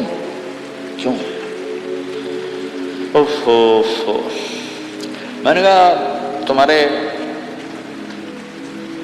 سیدھے گھٹنے میں درد ہو، تم الٹے گھٹنے میں دوا لگاؤ تو فائدہ ہوگا کہ نہیں؟ میں کہا اندھیرا تمہاری روح میں ہے اور تم روشن کر رہے ہو جسم کو، کبھی میوزک سے، کبھی کسی چیز سے، کبھی کسی چیز سے۔ تو عورت، شراب، میوزک، ان کا روح میں کوئی واسطہ ہی نہیں، یہ روح تک جاتی نہیں، ان کی پینیٹریشن جسم تک ہے اور جسم کو کنٹرول روح کرتی ہے۔ جب روح میں بھوک اٹھتی ہے تو وہ پریشانی میں کی شکل میں ظاہر ہوتی ہے۔ تم اللہ سے تعلق بنا لو، یہ سب کچھ ٹھیک ہو جائے گا۔ پھر جب اس نے 3 چیلے شروع کیے تو اس کا مجھے فون آیا۔ ہمارا ایک شہر ہے چھوٹا سا، زلزلے میں ختم ہو گیا تھا، بالا کوٹ۔ تو اس کا مجھے وہاں سے فون آیا کہ مولانا میں ایک پرانی مسجد میں ایک پھٹی ہوئی چٹائی پر لیٹا ہوا ہوں، اور جس سکون کو میں 5 سٹارز ہوٹل میں دیکھتا تھا، ڈھونڈتا تھا، وہ آج مجھے یہاں مل چکا ہے، اور مجھے یوں لگتا میں ہوا میں اڑ جاؤں، میں ہوا میں اڑ جاؤں۔ کیا ہوا کہ اللہ سے تعلق بنا اور روح میں سکون آ گیا، ٹھنڈک آ گئی۔ تو ایک گناہوں سے بچنا اور ایک فرائض کو پورا کرنا، ایک اپنے اخلاق کو ٹھیک کرنا، یہ چند ایک کام ہیں جو کر لے گا اللہ اسے آباد کر دے گا۔ جہاں ہو نماز نہ چھوٹے، رمضان آ جائے روزہ نہ چھوٹے، زکوٰۃ فرض ہو جائے خوشی سے ادا کریں، اپنی کمائیوں کو حلال پہ لائیں، غلط کاغذات سے، غلط پیپر سے، غلط ہیرا پھیری سے پیسہ نہ بنائیں، یہ پیسہ تباہی کے سوا کچھ نہیں لاتا۔ اپنی حلال کمائی کرو، کہ میرے نبی کا فرمان ہے جو صبح سے شام تک حلال کمانے میں تھکتا ہے اس دن کے سارے گناہ معاف ہو جاتے۔ سعد بن معاذ بیٹھے تھے، ان کے ہاتھوں پر اللہ کے نبی کی نظر پڑی تو ہاتھ بڑے سخت تھے، تو ہم نے کہا سعد تیرے ہاتھ اتنے سخت کیوں ہیں؟ کہا جی میں اپنے باغ میں خود کام کرتا ہوں، اس سے یہ سخت ہو گئے۔ تو آپ نے سعد کا ہاتھ پکڑا اور ایسے چوما اور کہا اپنے بچوں کو حلال کھلانے میں بچوں کو حلال کھلانے میں جو ہاتھ ایسا ہو جائے گا اس پہ جہنم کی آگ حرام ہو جائے گی۔ تو بھائیو حلال، جھوٹ نہ داخل کرو، چاہے کتنے بڑے مفتی فتویٰ دیں کہ ٹیکس بچانے کے لیے جھوٹ بولنا جائز ہے، میں کہتا ہوں نہیں، سچ۔ 2 سودے ہیں، ایک طرف چند 100 پاؤنڈ ہیں، ایک طرف سچ ہے، جس کو لینا ہے لے لو۔ سچ کو لوگے تو اللہ کے قدموں میں چلے جاؤ گے، اللہ کے حبیب کی چھاؤں میں چلے جاؤ گے، اللہ کی چھاؤں میں چلے جاؤ گے۔ جھوٹ، ہاں صرف جھوٹ بولنا جائز ہے، 2 بھائی لڑ پڑے ان میں صلح کرانے کے لیے جھوٹ بولنا جائز ہے۔ میاں بیوی لڑ پڑے تو بیوی کو منانے کے لیے خامند جھوٹ بول سکتا ہے، خامند کو منانے کے لیے بیوی جھوٹ بول سکتی ہے۔ اس کے علاوہ جھوٹ نہیں ہے، سچ کے ساتھی بنو۔ اللہ کی قسم وہاں سے رزق آئے گا جہاں سے وہم و گمان بھی۔ پھر آپ اس حکومت کو دھوکہ دیتے ہو جو آپ کی ہمدرد۔ ہماری حکومتیں تو خود بھی چور ہیں تو ان کو چور پڑے ہوئے، چوروں کو چور پڑے ہوئے ہیں۔ تمہاری حکومتیں تو چور نہیں ہیں، تو تم پہ خرچ کرتے ہیں۔ ان سے بینیفٹ لینا ہو تو پیچھے ہو، ان کو ٹیکس دینا ہو تو کہتے کدھر لکھا ہے شریعت میں ٹیکس دینا جائز ہے؟ کہاں لکھا ہوا ہے؟ آگے مفتی بھی بیٹھے ہوئے فتوے دینے کے لیے۔ جب ان سے نفع اٹھاتے ہو تو ان کو نفع پہنچاؤ، ان سے سہولتیں لیتے ہو ان کو سہولت پہنچاؤ۔ یہ تمہارے خرچ کرنے میں دیانتدار ہیں، ان کے ساتھ بددیانتی نہ کرو۔ مسلمان ہو اور دھوکہ، یہ 2 چیزیں جوڑ نہیں سکتی۔ اپنی عیاشی تھوڑی کم کر دو تو اللہ اس میں برکت دے گا۔ آپس میں کبھی اونچ نیچ ہو جائے فوراً صلح کرو، لڑائی پہ باقی نہ رہو کہ یہ ہم نے بات نہیں کرنی، ہمارا سلام دعا ختم، ایسا کبھی نہیں کرنا۔ اونچ نیچ ہوتی ہے لیکن فوراً صلح کرو۔ ماں باپ میاں بیوی کٹھے رہتے ہیں تو ہمارا سسرالی معاشرہ بہت سخت قسم کا ہے، ماں باپ اتنی مداخلت کرتے ہیں، بچے میں کو ان کی زندگی تباہ کر دیتے۔ ساس سسر بہو پہ اتنا حق جتلاتے ہیں کہ خامد کا بھی اتنا حق نہیں رہ جاتا، اس سے زندگی ٹوٹ جاتی ہے۔ اگر سسر ہو بہو کو عزت دو، ساس ہے بہو کو عزت دے، بہو ہے ساس سسر کو عزت دے، لیکن اللہ کی قسم ساس اور سسر کا بہو پہ کوئی شرعی حق کوئی نہیں۔ میرے بچے کی شادی ہوئی، میں نے اپنی بیوی سے کہا بات سنو، ہم کسی کی بیٹی کو لے کے آ رہے ہیں، اگر ماں بن کے دکھاؤ گی تو میں یہاں اس کو لاؤں گا، اور اگر ماں بن کے نہیں دکھانا تو میں اس کو الگ گھر دیتا ہوں، تاکہ ہم اس کی زندگی میں دخل انداز نہ ہوں، ہم ان کی زندگی کو خراب نہ کریں۔ اگر کسی کے پاس الگ گھر دینے کی وسعت نہیں ہے تو وہ خود تو الگ ہو سکتا ہے کہ نہیں ہو سکتا؟ ایک ہی گھر میں رہتے ہیں، الگ گھر کی وسعت نہیں تو دونوں باہر نکل جاؤ، بچوں کی زندگی سے باہر نکل جاؤ، اپنا ان پر حاوی نہ کرو، ورنہ آپ خود بھی برباد ہو جاؤ گے، ان کو بھی برباد کر دو گے۔ کتنی طلاقوں کے پیچھے ساس اور سسر ہیں، کتنی طلاقوں کے پیچھے میاں بیوی کی آپس کی بدتمیزی ہے کہ اس ماحول میں برداشت کرنے کا رواج ہی ختم ہو گیا۔ برداشت نہیں کرنا، بڑا نقصان سہنا ہے، چھوٹا نہیں سہنا۔ ڈائمنڈ کیسے بنتا ہے؟ ڈائمنڈ کاربن ہے، وہ ڈائمنڈ کیسے بنتا ہے؟ وہ پریشر کو برداشت کرتا، اللہ چمکا کے اسے ڈائمنڈ بنوا دیتا۔ تو نوجوانوں کے ذمے ہے کہ اپنی بیوی کو پروٹیکشن دیں ماں باپ سے. ماں باپ زیادتی کریں سامنے آ جائیں, ہاتھ جوڑیں, پاؤں پکڑیں, بدتمیز نہ ہوں کہ ابا جی میں آپ کا حکم, اب مجھے اس کا کیا کرنا ہے, اماں جی اب مجھے فرمائیں میں کیا کرنا ہے, میرے ذمے ہے, اس کے ذمے نہیں ہے. بیوی زیادتی کرنے لگے تو اس کے سامنے ہو جاؤ, دیکھو بیگم کہ تیرا میرا رشتہ ٹوٹ سکتا ہے, ماں باپ کا رشتہ ٹوٹ نہیں سکتا ہے. ماں باپ کا وہ رشتہ ہے جسے توڑا نہیں جا سکتا. نکاح تو ایک بول پہ ٹوٹ جاتا ہے. میں تیری ہر ضرورت پوری کروں گا لیکن تو میرے ماں باپ کے لیے تکلیف کا باعث نہ بن. یہ مرد کی ذمہ داری ہے. ہم یہ معاشرہ بھلا چکے ہیں. ہمارے پڑوسی ذمہ دار تھے, ان کے بچے کے نکاح میں گیا تو وہ مجھ سے کہنے لگے مولانا میری بیگم نے مجھ سے کہا کہ دیکھو ہم زندگی گزار چکے ہیں, اب یہ بچے زندگی شروع کرنے لگے ہیں, تو پہلے میرے بیٹے کے لیے الگ گھر بنا اور اس کی بیوی کی ڈولی کو وہاں لے کے آ, میرے گھر میں نہ لانا کہ ایسا نہ ہو ہم میاں بیوی بچوں کی زندگی خراب کر لیں. تو پہلے میں نے بیٹے کا گھر بنایا ہے, اب اس کی شادی کر رہا ہوں, اس کی بیوی کی ڈولی وہاں اترے گی, میرے گھر میں نہیں اترے گی کہ ہم دونوں میاں بیوی کہیں ان کو خراب نہ کر بیٹھے. اور ہر آدمی کے پاس تو اتنے وسائل نہیں ہیں کہ وہ الگ گھر دے, لیکن یہ وسائل تو سب کے پاس ہیں کہ ان کی زندگی سے نکل جائے. ہاں ان میں کوئی کھٹ پٹ ہو جائے تو صلح کرانے آئیں, لیکن ہوتا کیا ہے کہ لڑکے کے ماں باپ اپنے بیٹے کے حمایتی ہوتے ہیں, لڑکی کے ماں باپ اپنی بیٹی کے حمایتی ہوتے ہیں اور آپس میں جنگ شروع ہو جاتی. نہ یہ نیچے ہوتا ہے نہ وہ نیچے ہوتا ہے. نئی نئی شادی ہوتی, زندگی گزارنے کا پتہ نہیں ہوتا, ٹھوکریں کھاتے ہیں تو ان کو سنبھالنے کی ضرورت ہوتی ہے. لیکن ہوتا کیا ہے کہ ماں باپ اپنے بیٹے کے کان میں نہ بیوی کی شکایتیں لگاتے رہے, یہ کرتی ہے, یہ کرتی ہے, یہ کرتی ہے, اور وہ بچی کو اس کے ماں باپ کہتے رہے یہ کرتے ہیں, یہ کرتے ہیں, یہ کرتے ہیں. زبان پر ٹیپ لگا لو تو آپ کی زندگی روشن ہو جائے گی, آپ کا جیون خوبصورت ہو جائے گا. اور کبھی اونچ نیچ ہو جائے تو معافی مانگو, فوراً معافی مانگو. میاں بیوی لڑ پڑیں اور پھر صلح کر لیں تو اللہ کو یہ عمل اتنا پسند ہے کہ ان کی صلح پر پچھلے سارے گناہ ان کے معاف کر دیتے.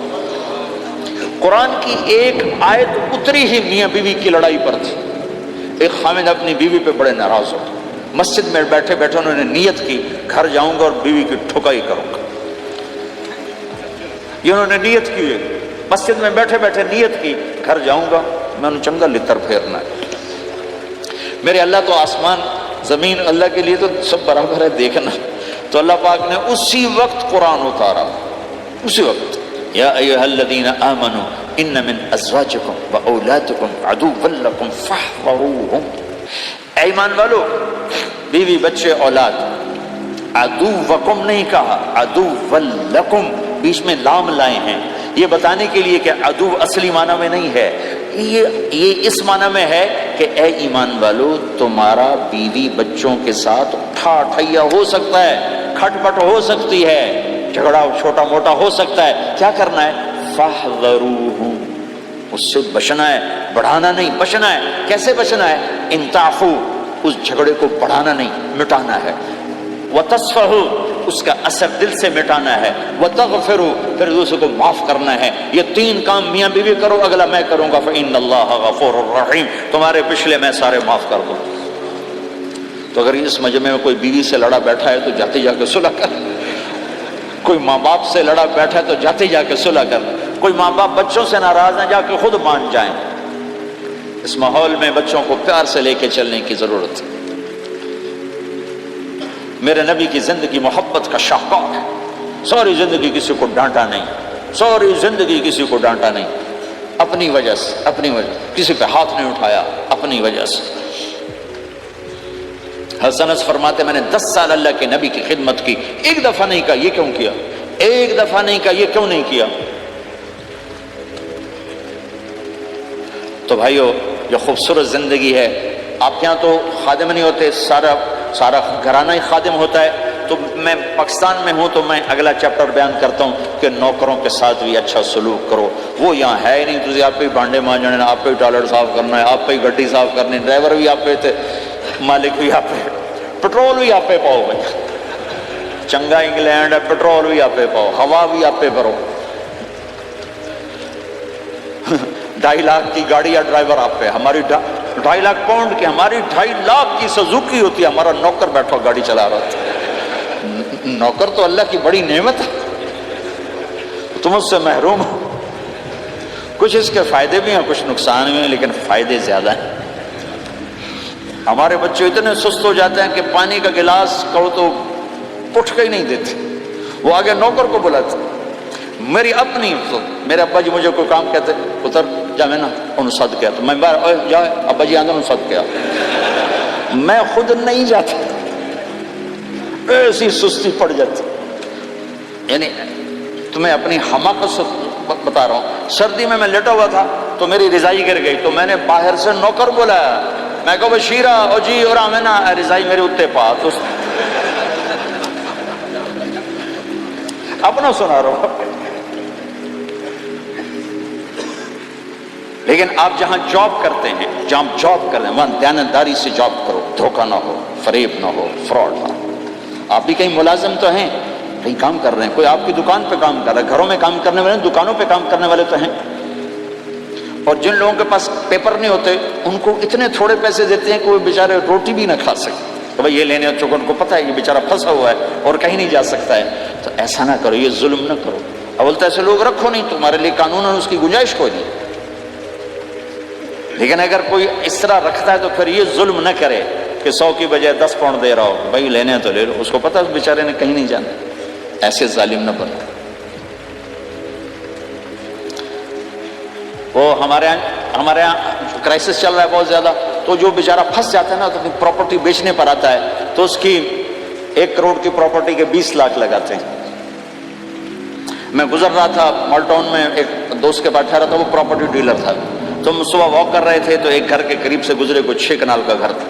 اس سے کہنے لگا مولانا اس گھر کی قیمت ہے 24 کروڑ، 24 کروڑ کا گھر ہے فزیکلی، لیکن اس کا مالک پھنس چکا ہے قرضوں میں، اب اس کو بیچنا چاہتا ہے، تو 18 کروڑ سے اوپر 1 پیسہ نہیں کوئی لگا رہا، اور یہ اس بیچارہ بیچے گا، یہ 8 کروڑ کا لاس دے کر 6 کروڑ کا لاس دے کر بیچے گا چونکہ یہ پھنس چکا ہے۔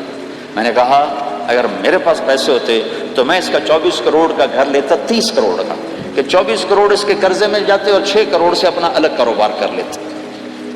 مسلمان تو مظلوم کی مدد کرتا ہے، مسلمان تو دکھی کی مدد کرتا ہے، نہ کہ مصیبت زدہ کو اور لوٹ لینا، مرے نو مارے شاہ مدار، یعنی مصیبت زدہ پر اور مصیبت ڈالنا۔ بھائیو یہ وہ خوبصورت اخلاق ہیں، اپناؤ گے اللہ چمکائے گا، اللہ اس جہان کی عزت دے گا۔ اور ایک آخری میری بات ہے، بہت بڑا مجمع ہے، بہت سارے نوجوان نظر آ رہے ہیں، آج تک جو اللہ رسول سے جنگ کی اس سے صلح کر لیں، جو گناہ کی اس سے معافی مانگ لیں۔ ادھر ہم معافی مانگیں ادھر اللہ معاف کر دے گا، ادھر ہم توبہ کریں گے ادھر اللہ معاف کر دے گا۔ اور آپ تو ماشاءاللہ سارے بہت اچھے بیٹھے ہوئے ہیں۔ میرا ایک شاگرد ہے مولوی امجد، کراچی میں امام مسجد، اس کے پڑوس میں ایک عورت تھی، وہ لڑکیاں سپلائی کرنے کا کام کرتی تھی، کتنا ذلیل کام ہے، اور سال ہا سال سے اس کے بیٹے سے اس میرے شاگرد نے دوستی لگائی اور میرے بیان کی کیسٹ دے دی، کہا بھائی یہ سن لینا، میرے استاد جی کی کیسٹ۔ اس نے گھر میں جا کے لگا لی، اس کی ماں چلتے پھرتے کانوں میں آواز پڑ رہی ہے، آخر وہ آ کے بیٹھ گئی، کہنے لگی سنا، مجھے بھی سنا، تو اس نے سارا سنا، پھر کہا دوبارہ سنا، پھر سنا، کہا دوبارہ سنا، پھر سنا، تو کہنے لگی یہ کون ہے؟ کہا پتہ نہیں کون، تمہیں کس نے دی؟ کہا یہ امام مسجد نے۔ تو میں بچے کا ہاتھ پکڑا اور آ گئی دروازے پر، اسے لوگ تراویح پڑھ کے باہر نکل رہے تھے، کہنے میں نے امام صاحب سے ملنا ہے۔ وہ آ گئے، کہا جی یہ کیسٹ آپ نے دی؟ کہا جی۔ یہ کون ہے؟ کہا میرے استاد ہیں۔ کیا نام ہے؟ طارق جمیل۔ اچھا، انہوں نے توبہ کی بڑی بات بتائی ہے، تمہیں پتہ نا میرا کیا کام ہے؟ کہا میری توبہ قبول ہو سکتی ہے؟ کہا کیوں نہیں اما جی ہو سکتی۔ کہا ٹھیک ہے پھر میں اللہ کو گواہ بناتی ہوں میری توبہ۔ اور اس نے مسجد میں آنا شروع کر دیا تراویح میں، 5واں روزہ ہے، اور دعا مانگتی ہے اللہ اگر میری توبہ قبول ہے تو مجھے اپنے پاس بلا لے، یا اللہ اگر میری توبہ قبول ہے تو مجھے اپنے پاس بلا لے۔ 29ویں روزے سجدے کی حالت میں اللہ نے اٹھا لیا۔ ساری زندگی کام کیا کیا؟ لڑکیوں کی سپلائی، اتنا بدترین کام، اور موت آئی رابعہ بصری جیسی۔ یہ ہے توبہ کا کمال، کہ اللہ کی رحمت سے کبھی نا امید نہیں ہونا چاہیے۔ اللہ کوئی تھانے دار نہیں ہے کہ اس نے چتر پھیرنا ہے، اللہ کریم ہے، مہربان ہے، ہمارا دوست ہے، ہمارا رب ہے۔ تو جب کبھی خطا ہو فوراً توبہ کرو، فوراً توبہ کرو، انشاءاللہ ایک دن آئے گا کہ اللہ ہمیں اپنی توبہ پہ پکا کر دے گا۔ تو یہ نیت تو کرو سارے جتنے بیٹھے ہو، بوڑھے جوان، کہ پچھلے پر ہم توبہ کرتے ہو نیت، کہو یا اللہ میری توبہ، پھر کہو یا اللہ میری توبہ، پھر کہو یا اللہ میری توبہ۔ اگر یہ آپ نے سچے دل سے کہا ہے تو آپ کو مبارک ہو، آپ کے سب گناہ معاف ہو گئے، سارے معاف ہو گئے۔ حقوق باقی ہیں، علماء سے پوچھ لینا انہوں کی ادائیگی کیسے کرنی ہے، گناہ سارے معاف ہو گئے۔ اور آئندہ اگر کبھی توبہ ٹوٹے تو پھر کر لینا، پھر کر لینا، پھر کر لینا، میرے رب کی رحمت پہ کوئی اثر نہیں پڑتا۔ لن تبلغوا ضری فتضرونی ولن تبلغوا نفعی فتنفعونی، یہ میرے رب کی صفت ہے۔ وہ کہتا میں نفع سے بھی پاک ہوں، نقصان سے بھی پاک ہوں، نہ کوئی مجھے نفع پہنچا سکتا ہے نہ کوئی نقصان پہنچا سکتا ہے۔ تو میرے گناہوں سے اس کو کیا گھاٹا پڑتا ہے، مجھے گھاٹا پڑتا ہے۔ لہٰذا جب بھی ہم معافی مانگیں گے وہ خوشی سے معاف کریں گے، جب بھی توبہ کریں گے خوشی سے قبول کریں گے، ٹھیک ہے نا؟ سارے نیت کرتے ہو؟